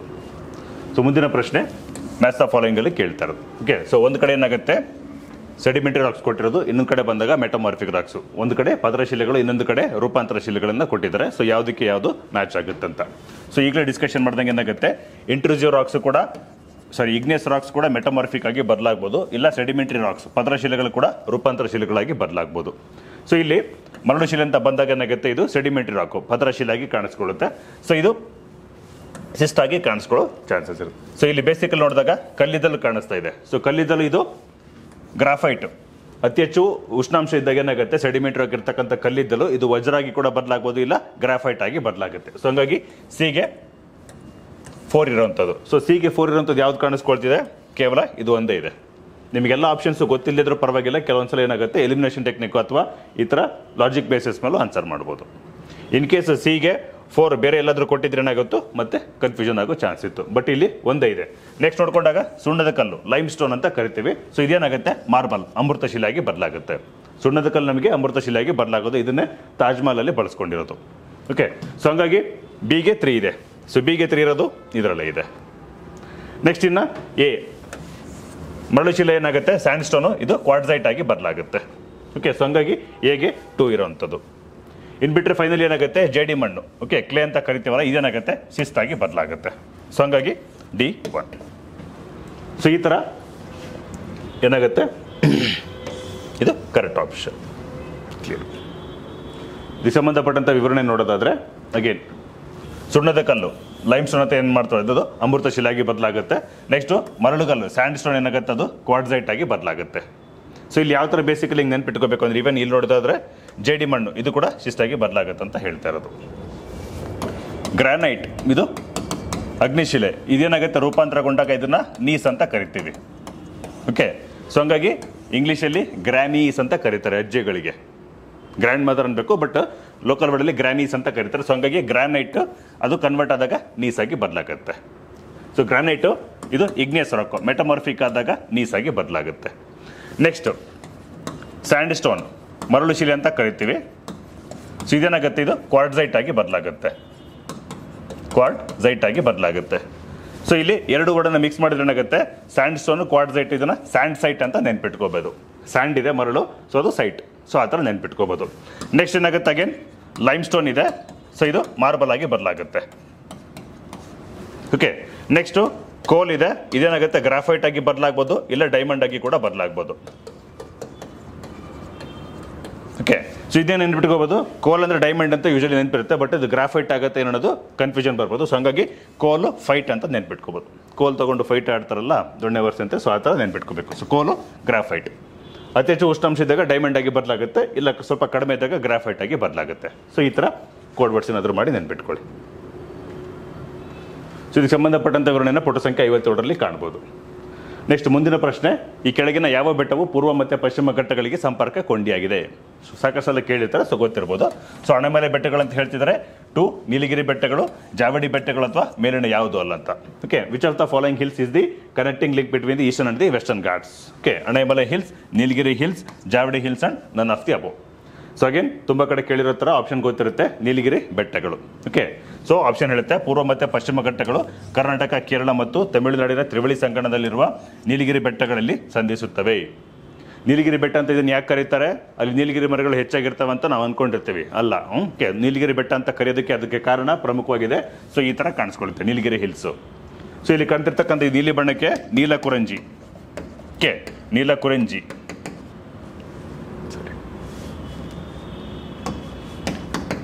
ಓಕೆ, ನೀಲ ಕುರಂಜಿ ಅನ್ನೋದು ಏನಾಗುತ್ತೆ, ಇದು 12 ವರ್ಷಕ್ಕೆ ಒಂದ್ಸಲ ಅರಳತಕ್ಕಂಥ ಹೂವು. 12 ವರ್ಷಕ್ಕೆ ಒಂದ್ಸಲ ಅರಳುತ್ತೆ. ಸೊ ಹಾಗಾಗಿ ಈ ನೀಲಿಗಿರಿ ಅಂತ ಇದನ್ನ ಕರೆಯೋದು. ಗಿರಿ ಅಂದರೆ ಬೆಟ್ಟ ಅಂತ. ಸೊ ನೀಲಿ ಬಣ್ಣದಲ್ಲಿ ಕಾಣಿಸ್ಕೊಳ್ಳುತ್ತೆ, ಕಾರಣ ಈ ಹೂವು. ಓಕೆ, ಸೊ ಇದು 12 ವರ್ಷಕ್ಕೆ ಒಂದ್ಸಲ ಅರಳುತ್ತೆ. ಈ ಹೆಸರಿಟ್ಟಿರೋದು ಪಾಳ್ಯನ ಬುಡಕಟ್ಟು ಜನಾಂಗ. ಪ್ರಶ್ನೆ ಈ ಥರ ಕೂಡ ಬರ್ಬೋದು, ನೀಲಗಿರಿ ಬೆಟ್ಟಗಳಲ್ಲಿ ಯಾವ ಬುಡಕಟ್ಟು ಜನಾಂಗ ಕಾಣಿಸ್ಕೊಳ್ಳುತ್ತೆ? ಒಂದು ಪಾಳ್ಯ ಮತ್ತು ಇನ್ನೊಂದು ತೋಡ ಅಂತ. ಸೊ ಈ ಭಾಗದಲ್ಲಿ ಕಾಣಿಸ್ಕೊಳ್ತಾರೆ. ಸೊ ಅವ್ರು ಇದಕ್ಕೆ ನೀಲಗಿರಿ ಅಂತ ಕರೆದಿದ್ದು. ಈವನ್ ಅವರು ನಮ್ಮ ಥರ ಪ್ರತಿ ವರ್ಷದ ಕ್ಯಾಲೆಂಡರ್ ಬೇಸಿಸ್ ಮೇಲೆ ಏಜ್ ಕಂಡುಹಿಡಿಯಲ್ಲ. ಅವ್ರ ಜೀವಿತಾವಧಿಯಲ್ಲಿ ಈ ಹೂವು ಎಷ್ಟು ಸಲ ಅರಳುತ್ತಾರೋ ಅದ್ರ ಬೇಸಿಸ್ ಮೇಲೆ ಅವರು ಏಜ್ನ ಕಂಡುಹಿಡ್ಕೊತಾರೆ. ಓಕೆ, ಸೊ ಹಾಗಾಗಿ ಗೊತ್ತಿರಬೇಕು. ಈವನ್ ಪಶ್ಚಿಮ ಘಟ್ಟಗಳಿಗೆ ನಾವು ಲೋಕಲಿ ಸಹ್ಯಾದ್ರಿ ಬೆಟ್ಟಗಳು, ಮಲೆನಾಡು ಬೆಟ್ಟಗಳಂತ ಕೂಡ ಕರಿತೀವಿ. ಸೊ ಅವರ ಪಶ್ಚಿಮ ಘಟ್ಟ ಅಂತ ಕೂಡ ಕರೆಯೋದು. ಸೊ ಇವೆರಡು ಏನಾಗುತ್ತೆ ನಮಗೆ ನೀಲಗಿರಿ ಬೆಟ್ಟಗಳಲ್ಲಿ ಸೇರ್ಕೊಳ್ಳುವಂಥದ್ದು. Okay, so option 2 is the correct one. So ಪುಟ ಸಂಖ್ಯೆ 261 ಸಮಗ್ರ ಭೂಗೋಳದಲ್ಲಿ ಅಟ್ಲಾಸಲ್ಲಿ 43ರಲ್ಲಿ ಕಾಣಿಸ್ಕೊಳ್ಳುತ್ತೆ. ನೆಕ್ಸ್ಟ್ ಮುಂದಿನ ಪ್ರಶ್ನೆ, ಕರ್ನಾಟಕ ಪ್ರಸ್ಥಭೂಮಿಯ 2 ಪ್ರಾಕೃತಿಕ ವಿಭಾಗಗಳೆಂದರೆ? ಇಡೀ ಕರ್ನಾಟಕ ಪ್ರಸ್ಥಭೂಮಿ ಅಂತ ಕರ್ನಾಟಕ ಪ್ರದೇಶ ಅಂತ ಬಂದಾಗ ಏನಾಗುತ್ತೆ, ಭೌಗೋಳಿಕವಾಗಿ ಅದನ್ನು 3 ರೀತಿ ವಿಂಗಡಣೆ ಮಾಡ್ತೀವಿ. ಒಂದು ಕರಾವಳಿ ಪ್ರದೇಶ ಇದೆ, ಇನ್ನೊಂದು ಮಲೆನಾಡು ಬೆಟ್ಟಗಳು, ಇನ್ನೊಂದು ಮೈದಾನ ಪ್ರದೇಶ. ಓಕೆ, ಸೊ ಆ ಥರ ನೋಡಿಕೊಂಡಾಗ ಇಲ್ಲಿ ಕಾಣಿಸೋದು ಮಲೆನಾಡು ಪ್ರದೇಶ ಮತ್ತು ಮೈದಾನ ಪ್ರದೇಶ. ಇದಕ್ಕೆ ಸರಿಯಾದ ಉತ್ತರ ಆಗಿದೆ. ಈ ಮಾಳ್ವಾ ಪ್ರಸ್ಥಭೂಮಿ, ಮೈಸೂರು ಪ್ರಸ್ಥಭೂಮಿ ಅಂದರೆ ಕರ್ನಾಟಕ ಪ್ರಸ್ಥಭೂಮಿಗೆ ಇನ್ನೊಂದು ಹೆಸರಷ್ಟೇ. ಓಕೆ, ಸೊ ಹಂಗಾಗಿ ಆಪ್ಷನ್ ಎ ಕರೆಕ್ಟ್ ಆಗಿದೆ. ನೆಕ್ಸ್ಟ್ ಬುಂದೇಲ್ಖಂಡು, ಬಾಗೇಲ್ಖಂಡು ಇವೆಲ್ಲ ಏನಾಗುತ್ತೆ ಮಧ್ಯಪ್ರದೇಶದಲ್ಲಿ ಕಾಣಿಸ್ಕೊಳ್ಳುವಂಥದ್ದು, ಮಧ್ಯಪ್ರದೇಶ ಉತ್ತರ ಭಾಗದಲ್ಲಿ. ಇನ್ನು ಮಾರ್ವಾರ್ ಪ್ರಸ್ಥಭೂಮಿ ಅಥವಾ ಡೆಕ್ಕನ್ ಪ್ರಸ್ಥಭೂಮಿ ಇದು ದಕ್ಷಿಣ ಭಾರತದಲ್ಲಿ ಕಾಣಿಸ್ಕೊಳ್ಳುವಂಥದ್ದು. ಓಕೆ, ಸೊ ಆಪ್ಷನ್ 1 ಕರೆಕ್ಟ್ ಆಗಿದೆ. ಇದಕ್ಕೆ ಸಂಬಂಧಪಟ್ಟಂಥ ವಿವರಣೆನ ನೋಡೋದಾದ್ರೆ ಸೊ ಇಲ್ಲಿ ಕಾಣಿಸ್ಕೊಳ್ಳುತ್ತೆ. ಓಕೆ, ಸೊ ಕರ್ನಾಟಕದ ಪ್ರಾಕೃತಿಕ ವಿಭಾಗ ಅಂತ ಬಂದಾಗ ಒಂದು ಕರಾವಳಿ ಪ್ರದೇಶ ಕಾಣಿಸ್ಕೊಳ್ಳುತ್ತೆ. ಇದನ್ನು ಬಿಟ್ಟರೆ ಮಲೆನಾಡು ಪ್ರದೇಶ ಮತ್ತು ಮೈದಾನ ಪ್ರದೇಶ ಕಾಣಿಸ್ಕೊಳ್ಳೋದು. ಅಬ್ಸರ್ವೇಷನ್ ಮೂಲಕ ನೋಡಿದ್ರೆ ಗೊತ್ತಾಗುತ್ತೆ, ಮೈದಾನ ಪ್ರದೇಶ ನಮ್ದು ಏನಾಗುತ್ತೆ ತುಂಬ ಜಾಸ್ತಿ ಇದೆ. ನೆಕ್ಸ್ಟ್ ಕಡಿಮೆ ಬರೋದು ಮಲೆನಾಡು ಪ್ರದೇಶ, ಅದಕ್ಕಿಂತ ಪೂರ್ತಿ ಕಡಿಮೆ ಇರೋದು ಕರಾವಳಿ ಏರಿಯಾ. ಓಕೆ, ಸೊ ಇಲ್ಲಿ ಬೇಸಿಕಲಿ ಬಂದಾಗ ಇನ್ನೂ ಪ್ರಶ್ನೆ ಬರ್ಬೋದು, ಕರ್ನಾಟಕದ ಮೈದಾನ ಪ್ರದೇಶದಲ್ಲಿ ಉತ್ತರ ಭಾಗದಲ್ಲಿ ಎತ್ತರ ಜಾಸ್ತಿ ಇದೆಯೋ ದಕ್ಷಿಣ ಕರ್ನಾಟಕ ಮೈದಾನ ಪ್ರದೇಶದಲ್ಲಿ ಜಾಸ್ತಿ ಇದೆಯಂತ. ಬೇಸಿಕಲಿ ಇದೇನಾಗುತ್ತೆ, ಉತ್ತರ ಕರ್ನಾಟಕ ಮೈದಾನ ಪ್ರದೇಶ ಇದು ಮೇಲ್ಗಡೆ ಇರ್ತಕ್ಕಂಥ ಡೆಕ್ಕನ್ ಪ್ರಸ್ಥಭೂಮಿ ಜೊತೆ ಏನಾಗುತ್ತೆ ವಿಲೀನ ಆಗುತ್ತೆ. ಓಕೆ, ಸೊ ಡೆಕ್ಕನ್ ಪ್ರಸ್ಥಭೂಮಿ ಮೇಲೆ ಈ ಥರ ಇದೆ. ಸೊ ಕರ್ನಾಟಕದ ಈ ಭಾಗ ಈ ಥರ ಕಾಣಿಸ್ಕೊಳ್ಳೋದು. ಸೊ ಇದೇನಾಗುತ್ತೆ, ಇದು ಡೆಕ್ಕನ್ ಪ್ರಸ್ಥಭೂಮಿ ಭಾಗ ಜೊತೆ ವಿಲೀನ ಆಗುತ್ತೆ. ಸೊ ಹಂಗಾಗಿ ಏನಾಗುತ್ತೆ ಎತ್ತರ ಕಡಿಮೆ ಇರುತ್ತೆ. ಈ ನಮ್ಮ ದಕ್ಷಿಣ ಮೈದಾನ ಪ್ರದೇಶ ಏನಾಗುತ್ತೆ ಕರ್ನಾಟಕದ್ದು ಇಲ್ಲಿರ್ತಕ್ಕಂಥ ಪೂರ್ವಘಟ್ಟಗಳೊಂದಿಗೆ ಏನಾಗುತ್ತೆ ವಿಲೀನ ಆಗುತ್ತೆ. ಪೂರ್ವಘಟ್ಟಗಳ ಜೊತೆ ವಿಲೀನ ಆಗೋದ್ರಿಂದ ಏನಂತ, ಪೂರ್ವಘಟ್ಟಗಳಂದರೆ ಇದು ಬೆಟ್ಟ ಗುಡ್ಡಗಳು. ಸೊ ಹಂಗಾಗಿ ಏನಾಗುತ್ತೆ ದಕ್ಷಿಣ ಮೈದಾನ ಪ್ರದೇಶದ ಎತ್ತರ, ಸರಾಸರಿ ಎತ್ತರ ತುಂಬ ಜಾಸ್ತಿ ಇದೆ. ಎಷ್ಟು?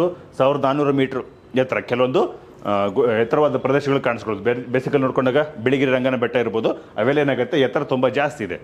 ಆದರೆ ಉತ್ತರ ಕರ್ನಾಟಕದ ಮೈದಾನ ಪ್ರದೇಶದಲ್ಲಿ ಇರ್ತಕ್ಕಂಥ ಕೆಲವೊಂದು ಪ್ರಮುಖ ಬೆಟ್ಟಗಳು ನೋಡ್ಕೊಂಡಾಗ ಏನಾಗುತ್ತೆ ಅವುಗಳ ಎತ್ತರ ತುಂಬ ಕಡಿಮೆ ಇದೆ.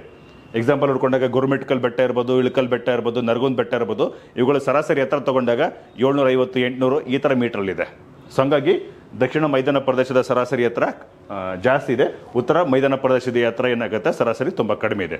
ಯಾಕಂದರೆ ಇದು ಡೆಕ್ಕನ್ ಪ್ರಸ್ಥಭೂಮಿ ಜೊತೆ ವಿಲೀನ ಆಗುತ್ತೆ, ಆದರೆ ಕರ್ನಾಟಕದ ದಕ್ಷಿಣ ಮೈದಾನ ಪ್ರದೇಶ ಪೂರ್ವಘಟ್ಟಗಳೊಂದಿಗೆ ವಿಲೀನ ಆಗುತ್ತೆ. ಸೊ ಇಲ್ಲಿ ನೋಡ್ಕೊಂಡಾಗ ಯಾವುದು ಕೋಲಾರ ಇರ್ಬೋದು, ಚಿಕ್ಕಬಳ್ಳಾಪುರ ಇರ್ಬೋದು, ಇಲ್ಲೆಲ್ಲ ಏನಾಗುತ್ತೆ ನಮಗೆ ನೀಲಗಿರಿ ಹಿಲ್ಸ್ ಅಂತ ಕರಿತೀವಲ್ಲ. ಆಮೇಲೆ ಚಾಮರಾಜನಗರ ಬಂದಾಗ ಇಲ್ಲಿ ಮಲೆ ಮಹದೇಶ್ವರ ಬೆಟ್ಟ, ಇವೆಲ್ಲ ಏನಾಗುತ್ತೆ ಪೂರ್ವಘಟ್ಟಗಳ ಭಾಗನೇ. ಸೊ ನಮ್ಮ ದಕ್ಷಿಣ ಮೈದಾನ ಪ್ರದೇಶ ಇವುಗಳ ಜೊತೆ ಬಂದಾಗ ಏನಾಗುತ್ತೆ ಮಿಕ್ಸಪ್ ಆಗ್ತಾ ಹೋಗುತ್ತೆ. ಓಕೆ, ಸೊ ಇದಿಷ್ಟು.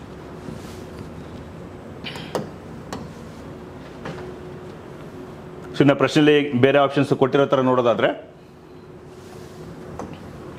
ಈ ಬುಂದೇಲ್ಖಂಡ್ ಬಾಗೇಲ್ಖಂಡ್ ಇವೆಲ್ಲ ಏನಾಗುತ್ತೆ ಮಧ್ಯಪ್ರದೇಶದ ಉತ್ತರ ಭಾಗದಲ್ಲಿ ಕಾಣಿಸ್ಕೊಳ್ತಿರೋದು. ಓಕೆ, ಸೊ ಡೆಕ್ಕನ್ ಪ್ರಸ್ಥಭೂಮಿ ಅಂದರೆ ಕರ್ನಾಟಕದ ದಕ್ಷಿಣ ಭಾರತದಲ್ಲಿ ಅಥವಾ ಭಾರತದ ದಕ್ಷಿಣ ಭಾಗದಲ್ಲಿ ಕಂಡು ಬರ್ತಕ್ಕಂಥ ಪ್ರಸ್ಥಭೂಮಿಗೆ ಡೆಕ್ಕನ್ ಪ್ರಸ್ಥಭೂಮಿ ಅಂತ ಕರೀತಾ ಇರೋದು. ಈಗೇನು ಇದು ಕರ್ನಾಟಕದ ಒಂದು ಸ್ವಲ್ಪ ಭಾಗ ಅಂತ ಹೇಳ್ಬೋದು ಅಷ್ಟೇ. ಉತ್ತರ ಮೈದಾನ ಪ್ರದೇಶ ಇದರಲ್ಲಿ ವಿಲೀನ ಆಗುತ್ತೆ ಅಷ್ಟೇ. ಸೊ ಇನ್ನು ಬಿಟ್ಟರೆ ಮಾಳ್ವಾ ಪ್ರಸ್ಥಭೂಮಿ ಆಗುತ್ತೆ, ಇದು ಕೂಡ ಮಧ್ಯಪ್ರದೇಶದ ವಾಯು ಭಾಗದಲ್ಲಿ ಕಾಣಿಸ್ಕೊಳ್ಳುತ್ತೆ. ವಿಂಧ್ಯ ಪರ್ವತದ ಇಳಿಜಾರಿನಲ್ಲಿ ಈ ಥರ ಚಂಬಲ್ ನದಿ ಹರಿದೋಗ್ತಿರ್ಬೇಕಾದ್ರೆ ಈ ಒಂದು ಪ್ರಸ್ಥಭೂಮಿನ ಸೃಷ್ಟಿ ಮಾಡಿದೆ. ಸೊ ಇವೆಲ್ಲ ಬೇರೆ ಭಾಗದಲ್ಲಿ ಕಾಣಿಸ್ಕೊಳ್ಳೋದು. ಸೊ ಕರ್ನಾಟಕ ಬಂದಾಗ ಮಲೆನಾಡು ಪ್ರದೇಶ ಮತ್ತು ಯಾವುದು ಮೈದಾನ ಪ್ರದೇಶ ಇವೆರಡು ಪ್ರಮುಖವಾಗಿ ಕಾಣಿಸ್ಕೊಳ್ಳುತ್ತೆ. ಇನ್ನು ಬಿಟ್ಟರೆ ಕರಾವಳಿ ಪ್ರದೇಶ ಇದೆ. ಸೊ ಪುಟ ಸಂಖ್ಯೆ 456 ಕಾಣ್ಬೋದು. ಅಟ್ಲಾಸ್ ಬಂದಾಗ 42 ಮತ್ತು 97 ಪೇಜಲ್ಲಿ ಕಾಣಿಸ್ಕೊಳ್ಳುತ್ತೆ. ಓಕೆ, ಮುಂದಿನ ಪ್ರಶ್ನೆ. ಸೊ ಕೆಲವೊಂದು ಕಡೆ ಏನಾಗುತ್ತೆ ನದಿಗಳ ಉಗಮ ಮತ್ತು ನದಿಗಳ ಹೆಸರು ಯಾವ ಪ್ಲೇಸಲ್ಲಿ ಆಗುತ್ತೆ ಅಥವಾ ಎಲ್ಲಿ ಸಂಗಮ ಆಗುತ್ತೆ ಅನ್ನೋದ್ರ ಅರ್ಥಲ್ಲೂ ಕೇಳಿದ್ದಾರೆ. ಸೊ ನೋಡೋದಾದ್ರೆ ಸೊ ಮೊದಲನೇದಾಗಿ ಆಪ್ಷನ್ ಎ ಸಿಂಗಿ ಖಂಬನ್ ಇದೆ. ಇಲ್ಲಿ ಬಂದಾಗ ದೇವಪ್ರಯಾಗ, ನಾಮ್ಚಾ ಬರ್ಮಾ ಮತ್ತು ಮಹಾಬಲೇಶ್ವರ. ಈ ಕಡೆ ಆಪ್ಷನ್ಸ್ ನೋಡೋದಾದ್ರೆ ಗಂಗಾ ನದಿ, ಬ್ರಹ್ಮಪುತ್ರ, ಕೃಷ್ಣ, ಸಿಂಧು ಅಂತ ಈ ಥರ ನದಿಗಳು ಕೊಟ್ಟಿದ್ದಾರೆ. ಸೊ ಅಗೇನ್ ಬೇಸಿಕಲಿ ಗೊತ್ತಿರಂಗೆ ಸಿಂಗಿ ಖಂಬನ್, ಹೌದಾ. ಸೊ ಸಿಂಧು ನದಿ ಏನಾಗುತ್ತೆ ಟಿಬೆಟಲ್ಲಿ ಇದು ಉಗಮಗೆ ಬರೋದು, ಅಲ್ಲಿದ್ರೆ ಸಿಂಗಿ ಖಂಬನ್ ಅಂತ ಕರೀತಾರೆ. ಸೊ ಹಂಗಾಗಿ ಉಗಮ ಸ್ಥಳನ ಆ ಥರದಲ್ಲಿ ನೋಡ್ಕೊಂಡಾಗ ಎಗೆ 4 ಇದೆ. ಸೊ ಇಲ್ಲಿ ಎಗೆ 4 ಇರೋದು ಯಾವುದಿದೆ? 2 ಇದ್ದಾವೆ. ಸೊ ಹಂಗಾಗಿ ಆಪ್ಷನ್ 1 ಮತ್ತು 4 ಏನಾಗುತ್ತೆ ಇದು ಡಿಲೀಟ್ ಮಾಡ್ಕೋಬೋದು. ನೆಕ್ಸ್ಟ್ ಬಂದಾಗ ದೇವಪ್ರಯಾಗ್, ಹೌದಾ. ಸೊ 2 ನದಿಗಳು ಸೇರ್ತಕ್ಕಂಥ ಸ್ಥಳಕ್ಕೆ ನಾವು ಪ್ರಯಾಗ್ ಅಂತ ಕರಿತೀವಿ. ಸೊ ಆ ಥರ ಬಂದಾಗ ಗಂಗಾ ಮತ್ತು ಯಮುನಾ ಸೇರ್ತಕ್ಕಂಥ ಸ್ಥಳನ ಮೊದಲಿಗೆ ಅಲಹಾಬಾದಲ್ಲಿ ಸೇರ್ತಾ ಇತ್ತು, ಇವಾಗ ಅದನ್ನು ಪ್ರಯಾಗ್ರಾಜ್ ಅಂತ ಕರಿತಾ ಇದ್ದಾರೆ. ಸೊ ಆ ಥರ ನೋಡ್ಕೊಂಡಾಗ ಈವನ್ ಅಲಕ್ನಂದ ಮತ್ತು ಭಾಗೀರಥಿ 2 ನದಿಗಳು ಸೇರ್ಕೊಳ್ತಕ್ಕಂಥ ಸ್ಥಳ ನಾವು ದೇವಪ್ರಯಾಗ್ ಅಂತ ಕರಿತಾ ಇದ್ದೀವಿ. ಸೊ ಇಲ್ಲಿಂದ ಬಂದಾಗ ಏನಾಗುತ್ತೆ ಇದು ಗಂಗಾ ಹೆಸರು ತಗೊಳ್ಳೋದು. ಸೊ ಆ ಥರ ಬಂದಾಗ ಗಂಗಾ ನದಿಗೆ ದೇವಪ್ರಯಾಗ ಸರಿ ಆಗುತ್ತೆ. ಸೊ ಹಂಗಾಗಿ ಬಿಗೆ 1 ಇರಬೇಕು. ಬಿಗೆ 1 ಇರೋದು ಸರಿ ಇದೆ, ಹೌದಾ. ಸೊ ಹಂಗಾಗಿ ಸೆಕೆಂಡ್ ಆಪ್ಷನ್ ಏನಾಗುತ್ತೆ ಇದು ಸರಿಯಾಗಿದೆ ಅಂತ ಹೇಳ್ಬೋದು. ನೆಕ್ಸ್ಟು ಸಿ ಬಂದಾಗ ಏನಾಗುತ್ತೆ ನಾಮ್ಚಾ ಬರ್ವಾ ಇದೆ. ಸೊ ಇದು ಬ್ರಹ್ಮಪುತ್ರ ನದಿಗೆ ಕಾಣಿಸ್ಕೊಳ್ಳೋದು. ಓಕೆ, ನಾಮ್ಚಾ ಬರ್ವಾ ಅನ್ನೋದು ಮೈನರ್ ಹಿಲ್ ಪೀಕು. ಸೊ ಅಲ್ಲೇನಾಗುತ್ತೆ ಬ್ರಹ್ಮಪುತ್ರ ನದಿ ಅದರ ಮೂಲಕ ಹಾದ್ಕೊಂಡು ಬರುತ್ತೆ. ಸೊ ನೆಕ್ಸ್ಟ್ ಬಂದಾಗ ಏನಾಗುತ್ತೆ ಕೃಷ್ಣಾ ನದಿ, ಮಹಾಬಲೇಶ್ವರ. ಓಕೆ, ಸೊ ಹಂಗಾಗಿ ಡಿಗೆ 3 ಕಾಣಿಸ್ಕೋಬೇಕು. ಸೊ ಇದು ಸರಿಯಾಗಿದೆ. ಓಕೆ, ಸೊ ಸಿಂಗಿ ಖಂಬಾನ್ ಇದು ಇಂಡಸ್ ರಿವರ್ಗೆ ಮ್ಯಾಚ್ ಆಗುವಂಥದ್ದು. Indus river originates in the Tibet region where it is called as the Singi Khamban. The word Singi Khamban refers to lion's mouth, ಸಿಂಹದಂತೆ ಬಾಯಿ ಉಳ್ತಕ್ಕಂಥ ನದಿಯನ್ನು ಅರ್ಥದಲ್ಲಿ ಕರೀತಾರೆ. ಸೊ ನೆಕ್ಸ್ಟು ದೇವಪ್ರಯಾಗ ಇದು ಗಂಗಾ ರಿವರ್ಗೆ. ಓಕೆ, ಸೊ ಹಂಗಾಗಿ ಸೆಕೆಂಡ್ ಆಪ್ಷನ್ ಕರೆಕ್ಟ್ ಆಗಿದೆ. ಓಕೆ, ಸೊ ಇದಕ್ಕೆ ಸಂಬಂಧಪಟ್ಟಂಥ ವಿವರಣೆ ನೋಡೋದಾದರೆ ಅಗೇನ್ ಪುಟ ಸಂಖ್ಯೆ 272, 74 ಮತ್ತು 279ರಲ್ಲಿ ಸಮಗ್ರ ಭೂಗೋಳಶಾಸ್ತ್ರದಲ್ಲಿ ನೋಡ್ಬೋದು. ಓಕೆ, ಸಿಂಧು ನದಿ ಇದನ್ನೇನಾಗುತ್ತೆ ಸಿಂಹದಂತೆ ಬಾಯಿ ಅಂತ ಕರೀತಾರೆ, ಸಿಂಗಿ ಖಂಬನ್ ಅಂತ ಟಿಬೆಟಲ್ಲಿ ಕರೆಯೋದು. ನೆಕ್ಸ್ಟ್ ಬಿಟ್ರೆ ಇನ್ನು ಗಂಗಾ ನದಿ ಇದೆ. ಸೊ ಇದು ದೇವಪ್ರಯಾಗದ ಬಳಿ ಏನಾಗುತ್ತೆ ಇದು ಹೆಸರು ಪಡೆಯುತ್ತೆ. ಓಕೆ, ಅಲಕ್ನಂದ ಮತ್ತು ಭಾಗೀರಥಿ 2 ನದಿ ಸೇರಿಕೊಂಡು ದೇವಪ್ರಯಾಗದಲ್ಲಿ ಗಂಗಾ ನದಿ ಹೆಸರು ಹರಿಯುತ್ತೆ. ಇನ್ನು ಕೃಷ್ಣ ನದಿ ಅಂತ ಬಂದಾಗ ಏನಾಗುತ್ತೆ ಇದು ಮಹಾಬಲೇಶ್ವರದಲ್ಲಿ ಉಗಮ ಆಗ್ತಕ್ಕಂಥದ್ದು. ಓಕೆ, ಸೊ ಹಂಗಾಗಿ ಸರಿ ಇದೆ.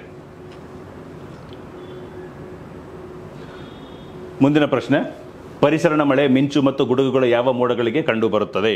ಅಂದರೆ ಮೋಡಗಳಲ್ಲಿ ಅನೇಕ ವಿಧಗಳು ಕಾಣಿಸ್ಕೊಳ್ತಿದೆ. ಇದರಲ್ಲಿ ಯಾವ ಮೋಡಗಳಲ್ಲಿ ಏನಾಗುತ್ತೆ ನಮಗೆ ಪರಿಸರ ಮಳೆ ಅಥವಾ ಮಿಂಚು ಮತ್ತು ಗುಡುಗು ಕಾಣಿಸ್ಕೊಳ್ಳುತ್ತೆ ಅಂತ ಕೇಳ್ತಾ ಇರೋದು. ಸೊ ಹಂಗಾಗಿ ಇಲ್ಲಿ ಆಪ್ಷನ್ಸ್ ನೋಡಿದಾಗ ಹಿಮಕಣ ಮೋಡ, ಸಿರಸ್ ಕ್ಲೌಡ್ ಇದೆ. ನೆಕ್ಸ್ಟ್ ಉನ್ನತ ರಾಶಿ ಮೋಡ, ಅಲ್ಟೋಸ್ಟ್ರಾಟಸ್ ಕ್ಲೌಡ್ ಇದೆ. ಪದರ ಮೋಡಗಳು, ಸ್ಟ್ರಾಟೋ ಕ್ಯುಮುಲಸ್ ಕ್ಲೌಡ್ಸು ಅಥವಾ ರಾಶಿವೃಷ್ಟಿ ಮೋಡಗಳು ಅಂತ. ಓಕೆ, ಸೊ ಬೇಸಿಕಲಿ ಪರಿಸರಣ ಮಳೆ ಅಂದ್ರೆ ಏನಂತ ಗೊತ್ತಾಗಬೇಕು. ಓಕೆ, ಟೈಪ್ಸ್ ಆಫ್ ರೈನ್ಫಾಲ್ ಅಲ್ಲಿ ನಮಗೆ 3 ಕಾಣಿಸ್ಕೊಳ್ಳುತ್ತೆ. ಯಾವುದೋ ಒಂದು ಕನ್ವೆಕ್ಷನಲ್ ರೈನ್ಫಾಲ್, ಸೊ ಇದನ್ನ ನಾವು ಪರಿಸರಣ ಮಳೆ ಅಂತ ಕರಿತೀವಿ. ಇನ್ನೊಂದು ಓರೋಗ್ರಾಫಿಕ್ ರೈನ್ಫಾಲ್, ಪರ್ವತಾರೋಹಿ ಮಳೆ ಅಂತ ಕರಿತೀವಿ. ಇನ್ನೊಂದು ಕಾಣಿಸ್ಕೊಳ್ಳೋದು ಯಾವ ನಮಗೆ ಸೈಕ್ಲೋನಿಕ್ ರೈನ್ಫಾಲ್. ಸೊ ಇದನ್ನ ಫ್ರಾಂಟಲ್ ರೈನ್ಫಾಲ್ ಅಂತ ಕೂಡ ಕರಿತೀವಿ, ಹೌದಾ, ಚಂಡಮಾರುತಗಳಿಂದ ಆಗ್ತಕ್ಕಂಥ ಮಳೆ. ಸೊ ಇಲ್ಲೇನಾಗುತ್ತೆ ನಮಗೆ ಬೇಸಿಕಲಿ ಕನ್ವೆಕ್ಷನಲ್ ರೈನ್ಫಾಲ್ ಅಂತ ಬಂದಾಗ ಬೇಸಿಗೆ ಕಾಲದಲ್ಲಿ, ಓಕೆ, ಮೇನ್ಲಿ ಏಪ್ರಿಲ್ ಮೇ ತಿಂಗಳಲ್ಲಿ ಏನಾಗುತ್ತೆ ನಮಗೆ ಅತಿ ಹೆಚ್ಚು ಉಷ್ಣಾಂಶ ಇರೋದ್ರಿಂದ ಏನಾಗುತ್ತೆ ಬರೋ ಜಲರಾಶಿಗಳಿಂದ ಏನಾಗುತ್ತೆ ಎವಾಪರೇಷನ್ ಆಗುತ್ತೆ. ಆ ಎವಾಪರೇಷನ್ ಆಗೋದ್ರಿಂದ ಏನಾಗುತ್ತೆ ಮೇಲ್ಗಡೆ ಹೋದಂಗೆಲ್ಲ ವಾತಾವರಣದಲ್ಲಿ 6.5 ಡಿಗ್ರಿ ಟೆಂಪರೇಚರ್ ಕಡಿಮೆ ಆಗುತ್ತೆ ಪ್ರತಿ 1 ಕಿಲೋಮೀಟರ್ಗೆ. ಸೊ ಹಂಗಾಗಿ ಅಲ್ಲಿರ್ತಕ್ಕಂಥ ನೀರಾಗಿ ಬದಲಾಗಿ ಮೋಡಗಳಾಗಿ ನಮಗೆ ಮಳೆ ಬರೋದು. ಸೊ ಅದನ್ನು ಪರಿಸರಣ ಮಳೆ ಅಂತ ಕರಿತೀವಿ. ಸೊ ಹಂಗಾಗಿ ಏನಾಗುತ್ತೆ ಇಲ್ಲಿ ಗುಡುಗು ಮಿಂಚು ನಮಗೆ ಇರ್ತಕ್ಕಂಥ ಮಳೆ ಕಾಣಿಸ್ಕೊಳ್ಳುತ್ತೆ. ಸೊ ಮಳೆ ತರ್ತಕ್ಕಂಥ ಮೋಡಗಳನ್ನು ನಾವು ರಾಶಿವೃಷ್ಟಿ ಮೋಡ, ಕ್ಯುಮುಲೋ ನಿಂಬಸ್ ಕ್ಲೌಡ್ಸ್ ಅಂತ ಕರಿತೀವಿ. ಓಕೆ, ಸೊ ಹಂಗಾಗಿ ಬೇರೆ ಹಿಮಕಣ ಮೋಡಗಳಂತ ಯಾಕೆ ಕರಿತೀವಿ? ಎಲ್ಲ ರೀತಿಯ ಮೋಡಗಳು ನಮಗೆ ಮಳೆ ತರೋದಿಲ್ಲ. ಕೇವಲ ಈ ಕ್ಯುಮುಲೋ ನಿಂಬಸ್ ಕ್ಲೌಡ್ಸ್, ರಾಶಿವೃಷ್ಟಿ ಮೋಡಗಳು ಇವೇನಾಗುತ್ತೆ ಭೂಮಿ ಮೇಲ್ಮೈಯಿಂದ ಸುಮಾರು 2 ರಿಂದ 3 ಕಿಲೋಮೀಟರ್ ವ್ಯಾಪ್ತಿಯಲ್ಲಿ ಮಾತ್ರ ಕಾಣಿಸ್ಕೊಳ್ತವೆ. ಹಾಗೆ ನೀವು ಕೂಡ ಏನಾಗುತ್ತೆ ಕಪ್ಪು ಬಣ್ಣದಲ್ಲಿ ಕಾಣಿಸ್ಕೊಳ್ಳುತ್ತೆ. ಯಾಕೆಂದರೆ ನೀರಾಗಿ ಬದಲಾಗಬೇಕಂದ್ರೆ ಇಲ್ಲಿ ಹೈಗ್ರೋಸ್ಕೋಪಿಕ್ ನ್ಯೂಕ್ಲಿಯೈ ಬೇಕು, ಘನೀಕರಣದ ಕೇಂದ್ರ ಬಿಂದು. ಸೊ ಹಂಗಾಗಿ ಏನಾಗುತ್ತೆ ವಾತಾವರಣದಲ್ಲಿ 2-3 ಕಿಲೋಮೀಟರ್ ಎತ್ತರದಲ್ಲಿ ನಮಗೆ ಧೂಳು, ಹೊಗೆ ಇವೆಲ್ಲ ಏನಾಗುತ್ತೆ ಉಪ್ಪಿನಾಂಶ ಇರೋದಕ್ಕಂಥ ಉಪ್ಪಿನ ಕಣಗಳು ಇವೆಲ್ಲ ಜಾಸ್ತಿ ಕಾಣಿಸ್ಕೊಳ್ಳುತ್ತೆ. ಸೊ ಹಂಗಾಗಿ ಇವು ಕಪ್ಪು ಬಣ್ಣದಲ್ಲಿ ಅತಿ ಹೆಚ್ಚು ಮಳೆ ತರಂಥವು. ಓಕೆ, ಸೊ ಆಪ್ಷನ್ 4 ಇದಕ್ಕೆ ಸರಿಯಾಗಿದೆ, ರಾಶಿ ವೃಷ್ಟಿ ಮೋಡ.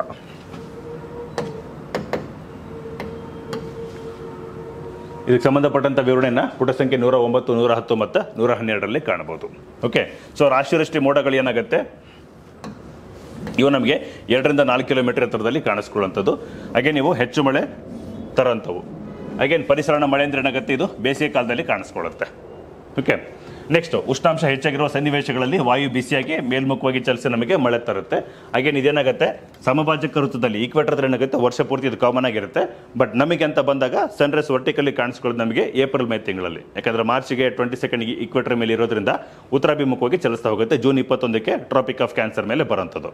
ಓಕೆ, ಸೊ ಹಂಗಾಗಿ ನಮಗೇನಾಗುತ್ತೆ ಅತಿ ಹೆಚ್ಚು ಬಿಸಿಲಿನಿಂದ ಇದು ಮಳೆ ಆಗುವಂಥದ್ದು. ಹಾಗೆ ಇಲ್ಲೇನಾಗುತ್ತೆ ಗುಡುಗು ಮಿಂಚು ಇರುತ್ತೆ, ಕೆಲವು ಸಲ ಏನಾಗುತ್ತೆ ಆಲಿಕಲ್ ಮಳೆ ಕೂಡ ಆಗುತ್ತೆ. ಪೀಕ್ ಪೀರಿಯಡ್ ಬೇಸಿಗೆ ಸಮಯದಲ್ಲಿ ಏಪ್ರಿಲ್ ಮೇ ತಿಂಗಳಲ್ಲಿ ನೋಡಿದಾಗ ನಮಗೆ ಗುಡುಗು ಸಮೇತ ಇವನ್ ಆಲಿಕಲ್ ಮಳೆ ಕೂಡ ಆಗೋ ಚಾನ್ಸಸ್ ಇರುತ್ತೆ. ಓಕೆ, ಸೊ ಆಪ್ಷನ್ ಇದಕ್ಕೆ ಏನಾಗುತ್ತೆ ಕ್ಯುಮುಲೋ ನಿಂಬಸ್ ಕ್ಲೌಡ್ಸ್. ಓಕೆ, ಡಿ ರಾಶಿ ವೃಷ್ಟಿ ಮೋಡ ಸರಿಯಾದ ಆಪ್ಷನ್. ಮುಂದಿನ ಪ್ರಶ್ನೆ, ಆಸ್ಟ್ರೇಲಿಯಾದ ಗ್ರೇಟ್ ಬ್ಯಾರಿಯರ್ ರೀಫ್ಗೆ ಸಂಬಂಧಿಸಿದಂತೆ ಕೆಳಗಿನ ಯಾವ ಹೇಳಿಕೆ ಸರಿಯಾಗಿದೆ? ಗ್ರೇಟ್ ಬ್ಯಾರಿಯರ್ ರೀಫ್ ಅಂದರೆ ಇದು ಹವಳ ದಿಣ್ಣೆಗಳಿಗೆ ಎಕ್ಸಾಂಪಲ್ ಆಗಿ ಕಾಣಿಸ್ಕೊಳ್ಳುತ್ತೆ. ಹವಳ ದಿಣ್ಣೆಗಳಲ್ಲಿ 3 ವಿಧಗಳು ಕಾಣಿಸ್ಕೊಳ್ಳುತ್ತೆ. ಸೊ ಅದರಲ್ಲಿ ಬ್ಯಾರಿಯರ್ ರೀಫ್ ಒಂದು, ಇದು ಆಸ್ಟ್ರೇಲಿಯಾದಲ್ಲಿ ನಮಗೆ ಹೆಚ್ಚಿನ ಪ್ರಮಾಣದಲ್ಲಿ ಕಾಣಿಸ್ಕೊಳ್ತಿದೆ. ಸೊ ಇದು ಆಸ್ಟ್ರೇಲಿಯಾದ ಈಶಾನ್ಯದಲ್ಲಿ ಕಂಡು ಬರುತ್ತದೆ, ಸರಿಯಾಗಿದೆ ಹೇಳ್ತಾ ಇರೋದು. ಓಕೆ, ಸೊ ಯಾವುದು ಕರೆಕ್ಟ್ ಅಂತ ಕೇಳ್ತಿದ್ದಾರೆ. ನೆಕ್ಸ್ಟ್, ಇದು ಪ್ರಪಂಚದಲ್ಲಿ ಅತ್ಯಂತ ಉದ್ದವಾದ ಮತ್ತು ದೊಡ್ಡದಾದ ದಿಣ್ಣೆಯಾಗಿದೆ. ಸುಮಾರು ಇದೇನಾಗುತ್ತೆ 2000 ಕಿಲೋಮೀಟರ್ ಉದ್ದ ಕಾಣಿಸ್ಕೊಳ್ಳುತ್ತೆ. ಸೊ ಹಂಗಾಗಿ ಇದನ್ನು largest living structure on the earth, ಪ್ರಪಂಚದಲ್ಲಿ ಅತ್ಯಂತ ದೊಡ್ಡ ಜೀವಂತ ರಚನೆ ಅಂತ ಕರೆಯಲಾಗುತ್ತೆ. ಸೊ ಹಂಗಾಗಿ ಇದು ಕೂಡ ಸರಿಯಾಗಿದೆ. ನೆಕ್ಸ್ಟ್, ಇದು ಜ್ವಾಲಾಮುಖಿಯ ಶಿಲಾರಸದಿಂದ ನಿರ್ಮಿತವಾಗಿದೆ. ಸೊ ಇದು ತಪ್ಪಾಗುತ್ತೆ. ಓಕೆ, ಸೊ ಕೋರಲ್ ರೀಫ್ಸ್ ಅನ್ನೋದು ಏನಾಗುತ್ತೆ ಆ್ಯಕ್ಚುಲಿ ಹವಳ ಬಂಡೆಗಳು ಅಂದರೆ ಇವು 3 ಆರ್ಗನಿಸಮ್ ಸೇರಿಕೊಂಡು ಆಗಿರುವಂಥದ್ದು. ಒಂದೇನಾಗುತ್ತೆ ಅಲ್ಲಿ ಕೋರಲ್ ಅಂತಕ್ಕಂಥ ಒಂದು ಆರ್ಗ್ಯಾನಿಸಮ್, ಕೋರಲ್. ಇದಾದ್ಮೇಲೆ ಏನಾಗುತ್ತೆ ಪಾಲಿಪ್ ಅಂತ ಒಂದು ಆರ್ಗ್ಯಾನಿಸಮ್. ಕೋರಲ್ ಅನ್ನೋದು ಶಾರ್ಟ್ ಲಿವಿಂಗ್ ಆರ್ಗ್ಯಾನಿಸಮು, ಅತಿ ಕಡಿಮೆ ಶೀಘ್ರಾವಧಿ ಜೀವನ ಚಕ್ರ ಇರತಕ್ಕಂಥ ಆರ್ಗ್ಯಾನಿಸಮು. ಇದರ ಅಸ್ಥಿ ಪಂಜರದ ಮೇಲೆ ಏನಾಗುತ್ತೆ ಪಾಲಿಪ್ ಅಂತಕ್ಕಂಥ ಒಂದು ಆರ್ಗ್ಯಾನಿಸಮ್ ಬೆಳೀತಾ ಹೋಗುತ್ತೆ. ಈ ಪಾಲಿಪ್ ಅನ್ನೋ ಆರ್ಗ್ಯಾನಿಸಮು ದೇಹದ ಒಳಗಡೆ ಏನಾಗುತ್ತೆ ಝೂಝಾಂತಲೆ. ಓಕೆ, ಝೂಝಾಂತಲೆ ಅಂತಕ್ಕಂಥ ಒಂದು ಬ್ಲೂ ಗ್ರೀನ್ ಆಲ್ಗೆ. ಓಕೆ, ಬಣ್ಣವಾಗಿರ್ತಕ್ಕಂಥ ಬ್ಲೂ ಗ್ರೀನ್ ಆಲ್ಗೆ ಏನಾಗುತ್ತೆ ಈ ಪಾಲಿಪ್ ಅಂತಕ್ಕಂಥ ಒಂದು ಆರ್ಗ್ಯಾನಿಸಮ್ನ ಅಂಗಾಂಶದ ಟಿಶ್ಯೂ ಒಳಗಡೆ ಬೆಳೀತಾ ಹೋಗುತ್ತೆ. ಸೊ ಹಂಗಾಗಿ ಇದು ಜೀವಿಗಳ ರಚನೆಯಿಂದ ಆಗಿರುವಂಥದ್ದೇ ಹೊರತು ಜ್ವಾಲಾಮುಖಿಯಿಂದ ಅಲ್ಲ. ಸೊ ಹಂಗಾಗಿ ಈ ಆಪ್ಷನ್ ತಪ್ಪಾಗುತ್ತೆ. ನೆಕ್ಸ್ಟ್, ಇದು ಹವಳಗಳಿಂದ ನಿರ್ಮಿತ ಆಗಿದೆ, ಸರಿಯಾಗಿದೆ. ಸೊ ಇಲ್ಲಿ ಯಾವ ಹೇಳಿಕೆಗಳು ಸರಿಯಾಗಿವೆ? 1, 2 ಮತ್ತು 4, 3 ತಪ್ಪಾಗಿದೆ. ಸೊ ಹಂಗಾಗಿ 1, 2 ಮತ್ತು 4 ಸರಿಯಾಗಿದೆ. ಸೊ ಇಲ್ಲಿ 4 ಇದು 1, 2 ಮತ್ತು 4 ಸರಿಯಾಗಿದೆ. ತಪ್ಪಾಗಿರೋದು ಜ್ವಾಲಾಮುಖಿಯಿಂದ ಅಲ್ಲ. So 3 wrong. It is found in the north east of Australia, correct ಆಗಿದೆ. It is the longest and largest reef of the world. Again it is also called as the largest living structure on the earth. Again it is made up of a volcano. This becomes wrong and it is made up of the corals. ಅದೇ ಹೇಳಿದ್ದು ಕೋರಲ್ಲು, polyp ಮತ್ತು ಝೂಝಾಂತಲೆ 3 organisms ಇಂದ ಆಗಿರುವಂಥದ್ದು. So true ಅಂತ ಬಂದಾಗ 1 correct, 2 correct, 3rd 1 wrong, 4th 1 correct. So option 1, 2 and 4 are correct.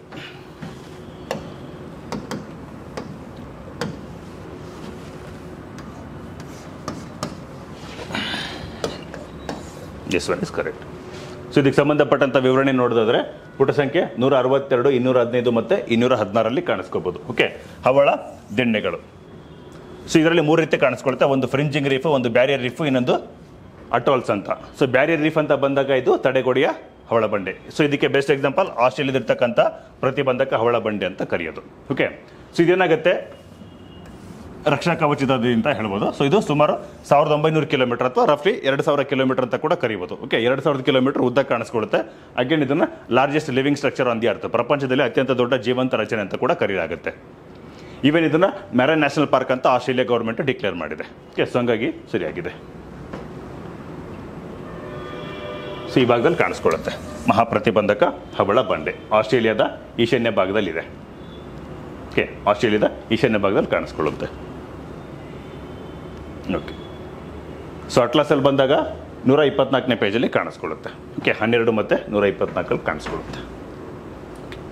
ಮುಂದಿನ ಪ್ರಶ್ನೆ, ನೇತಾಜಿ ಸುಭಾಷ್ ಚಂದ್ರ ಬೋಸ್ ದ್ವೀಪ ಎಂದು ಹೊಸದಾಗಿ ಹೆಸರಿಸಲಾದ ಅಂಡಮಾನ್ ದ್ವೀಪದ ಒಂದು ದ್ವೀಪವನ್ನು ಹಿಂದೆ ಏನೆಂದು ಕರೆಯುತ್ತಿದ್ದರು.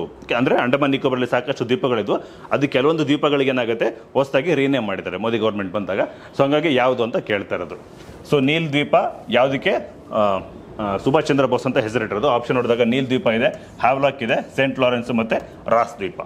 ಓಕೆ, ಸೊ ಇದಕ್ಕೆ ಆಪ್ಷನ್ಸ್ ಬಂದಾಗ ಏನಾಗುತ್ತೆ Ross Island it is the correct one. Okay, in the Andaman island group Netaji Subhash Chandra Bose Island was formerly known as the Ross Island. Okay, ಇದಕ್ಕೆ ಸಂಬಂಧಪಟ್ಟಂಥ ವಿವರಣೆ ನೋಡೋದಾದ್ರೆ ಪುಟ ಸಂಖ್ಯೆ 434ರಲ್ಲಿ ಕಾಣಿಸ್ಕೊಳ್ಳುತ್ತೆ ಸಮಗ್ರ ಭೂಗೋಳದಲ್ಲಿ. ಓಕೆ, ಸೊ 2018 ಡಿಸೆಂಬರ್ ಏನಾಗುತ್ತೆ ಭಾರತ ಪ್ರಧಾನಮಂತ್ರಿ ನರೇಂದ್ರ ಮೋದಿ ಅವರು ಏನಾಗುತ್ತೆ ಅಂಡಮಾನ್ ನಿಕೋಬಾರ್ಗೆ ಭೇಟಿ ಕೊಡ್ತಾರೆ. ಅದರಲ್ಲೂ ಪ್ರಮುಖವಾಗಿ 3 ದ್ವೀಪಗಳಿಗೆ. ಇಲ್ಲಿ ರಾಸ್ ದ್ವೀಪ ಅಂತ ಇರುತ್ತೆ, ಅದನ್ನ ನೇತಾಜಿ ಸುಭಾಷ್ ಚಂದ್ರ ಬೋಸ್ ಅಂತ ರೀನೇಮ್ ಮಾಡ್ತಾರೆ. ನೆಕ್ಸ್ಟ್ ನೀಲ್ ಅಂತ ಒಂದು ಐಲ್ಯಾಂಡ್ ಇತ್ತು, ಸೊ ಅದನ್ನೇನು ಮಾಡಿದ್ರು ಶಾಹೀದ್ ಅಂತ ಹೆಸರು ಕೊಟ್ಟರು. ನೆಕ್ಸ್ಟ್ ಇನ್ನೊಂದು ಏನಾಗುತ್ತೆ ಹ್ಯಾವ್ಲಾಕ್ ಅಂತ ದ್ವೀಪ ಇತ್ತು, ಸೊ ಅದಕ್ಕೆ ಏನು ಮಾಡಿದ್ದಾರೆ ಸ್ವರಾಜ್ ಅಂತ ಹೆಸರು ಕೊಟ್ಟಿದ್ದಾರೆ. ಓಕೆ, ಸೊ 3 ಹೆಸರು ಗೊತ್ತಿರಬೇಕು. ಓಕೆ, ಸೊ ರಾಸ್ ಅಂತ ಇತ್ತು ಸುಭಾಷ್ ಚಂದ್ರ ಬೋಸ್, ಸೊ ಬೋಸು ರಾಸ್ ಅಂತ ನೆನ್ಪಿಟ್ಕೊಂಡ್ರೆ ಓಕೆ. ನೆಕ್ಸ್ಟ್ ಇನ್ಬಿಟ್ರೆ ನೀಲ್ ಅಂತ ಇದೆ, ಸೊ ನೀಲು ಶಾಹೀದ್. ಶಾಹಿ ಅಂದರೆ ಹೆಚ್ಚು ಕಡಿಮೆ ಬರೆಯೋದು, ಸೊ ಹಂಗಾಗಿ ನೀಲಿ ಪೆನ್ನಲ್ಲಿ ಯೂಸ್ ಮಾಡ್ತೀವಲ್ಲ, ಸೊ ಆ ಅರ್ಥದಲ್ಲಿ ಶಾಹಿ ನೀಲ್ ಅಂತ ನೆನ್ಪಿಟ್ಕೋಬೋದು. ಇನ್ಬಿಟ್ರೆ ಸ್ವರಾಜು ಹ್ಯಾವ್ಲಾಕ್. ಸೊ ಆ ಥರ. ಸೊ ಪುಟ ಸಂಖ್ಯೆ 434ರಲ್ಲಿದೆ ನೋಡ್ಬೋದು. ನೆಕ್ಸ್ಟು ಮಣ್ಣಿನ ಸಾವಯವ ಮತ್ತು ಮೇಲ್ಮೈ ನಿಕ್ಷಾಲನ ಪದರವನ್ನು ಡ್ಯಾಶ್ ಎಂದು ಕರೆಯುತ್ತಾರೆ. Okay, the organic and upper leached layer of the soil is called dash.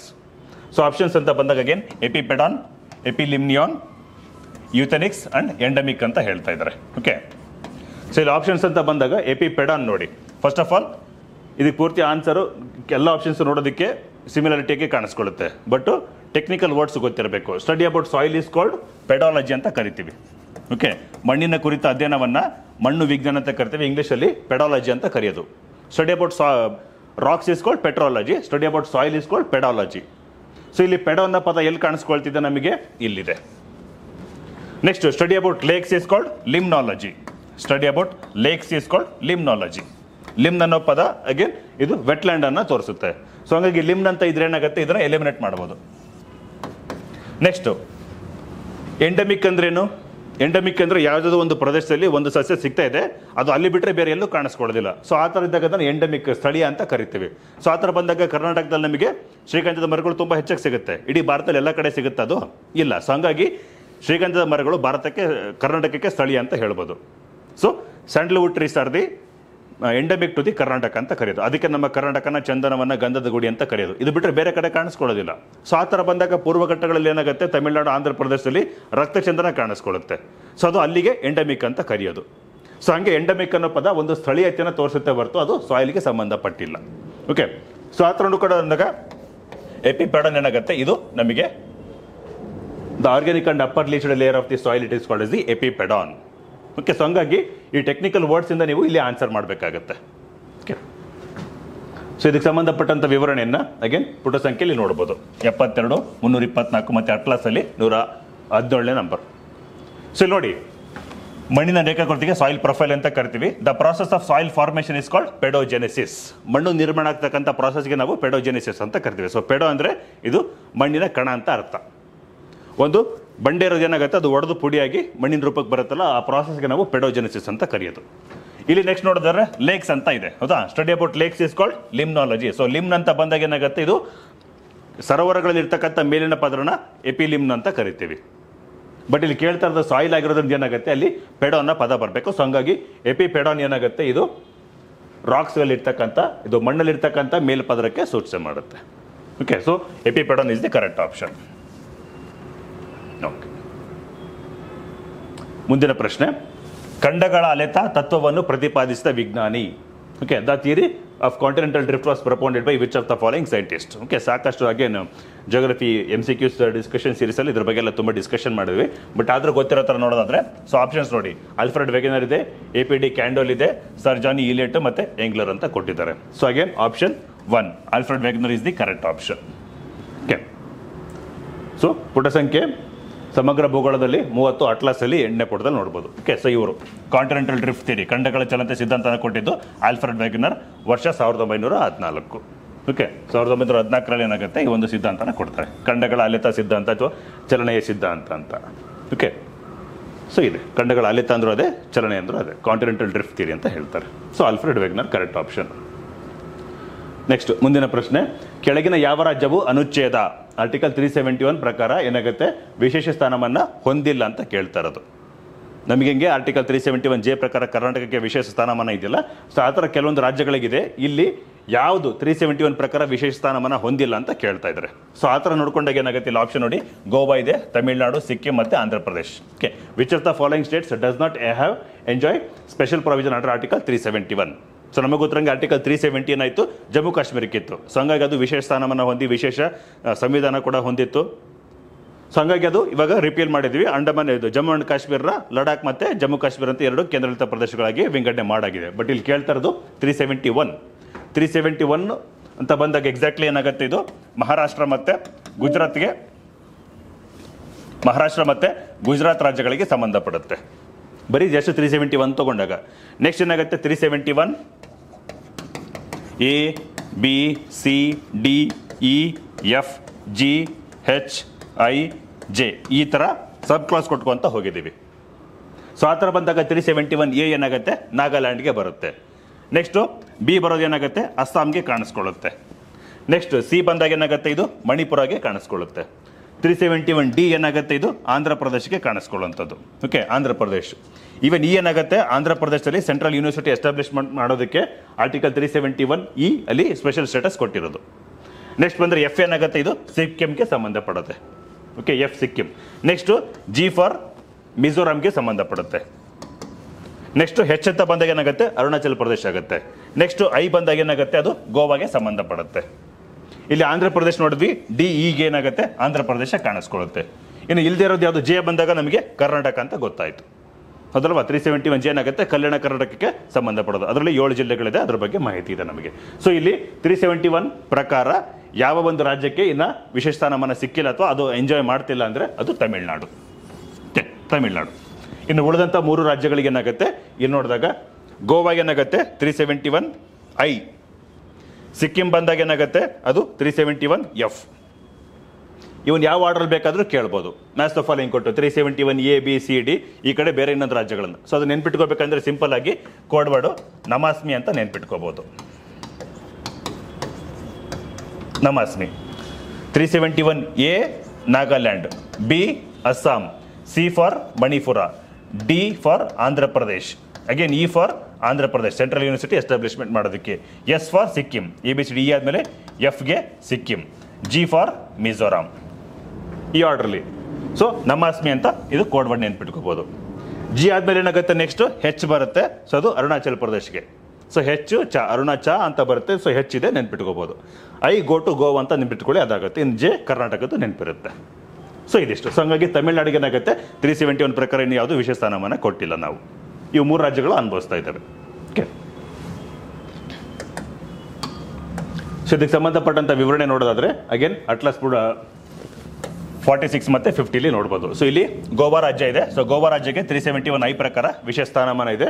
ಇನ್ನು ಈ ಕಡೆ ಬಂದಾಗ 371 ಎಫ್ ಪ್ರಕಾರ ಏನಾಗುತ್ತೆ ಅದು ಸಿಕ್ಕಿಂಗಿದೆ. ಓಕೆ, ಸಿಕ್ಕಿಂಗೆ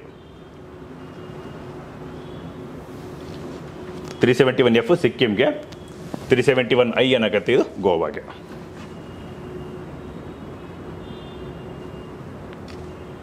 ಮುಂದಿನ ಪ್ರಶ್ನೆ, ಭಾರತ ಸಂವಿಧಾನದ ಯಾವ ಅನುಸೂಚಿಯಲ್ಲಿ ಅನುಸೂಚಿತ ಭಾಷೆಗಳ ಕುರಿತು ವಿವರಣೆ ನೀಡಲಾಗಿದೆ? ಶೆಡ್ಯೂಲ್ಡ್ ಲ್ಯಾಂಗ್ವೇಜಸ್ ಬಗ್ಗೆ ಕೇಳ್ತಾ ಇರೋದು. Okay, so again Indian constitution ನಮಗೆ 12 ಅನುಸೂಚಿಗಳಿದೆ.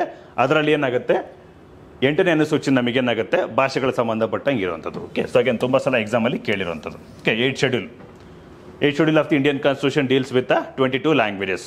ಓಕೆ, 22 ಭಾಷೆಗಳು ಅದರಲ್ಲಿ ಏನಾಗುತ್ತೆ ರೆಕಗ್ನೈಸ್ ಆಗಿರುವಂಥದ್ದು. ಸೊ ಪುಟ ಸಂಖ್ಯೆ 431 ಸಮಗ್ರ ಭೂಗೋಳದಲ್ಲಿ ಅಟ್ಲಾಸಲ್ಲಿ 41ನೇ ಪುಟದಲ್ಲಿ ಇದನ್ನು ಕಾಣ್ಬೋದು.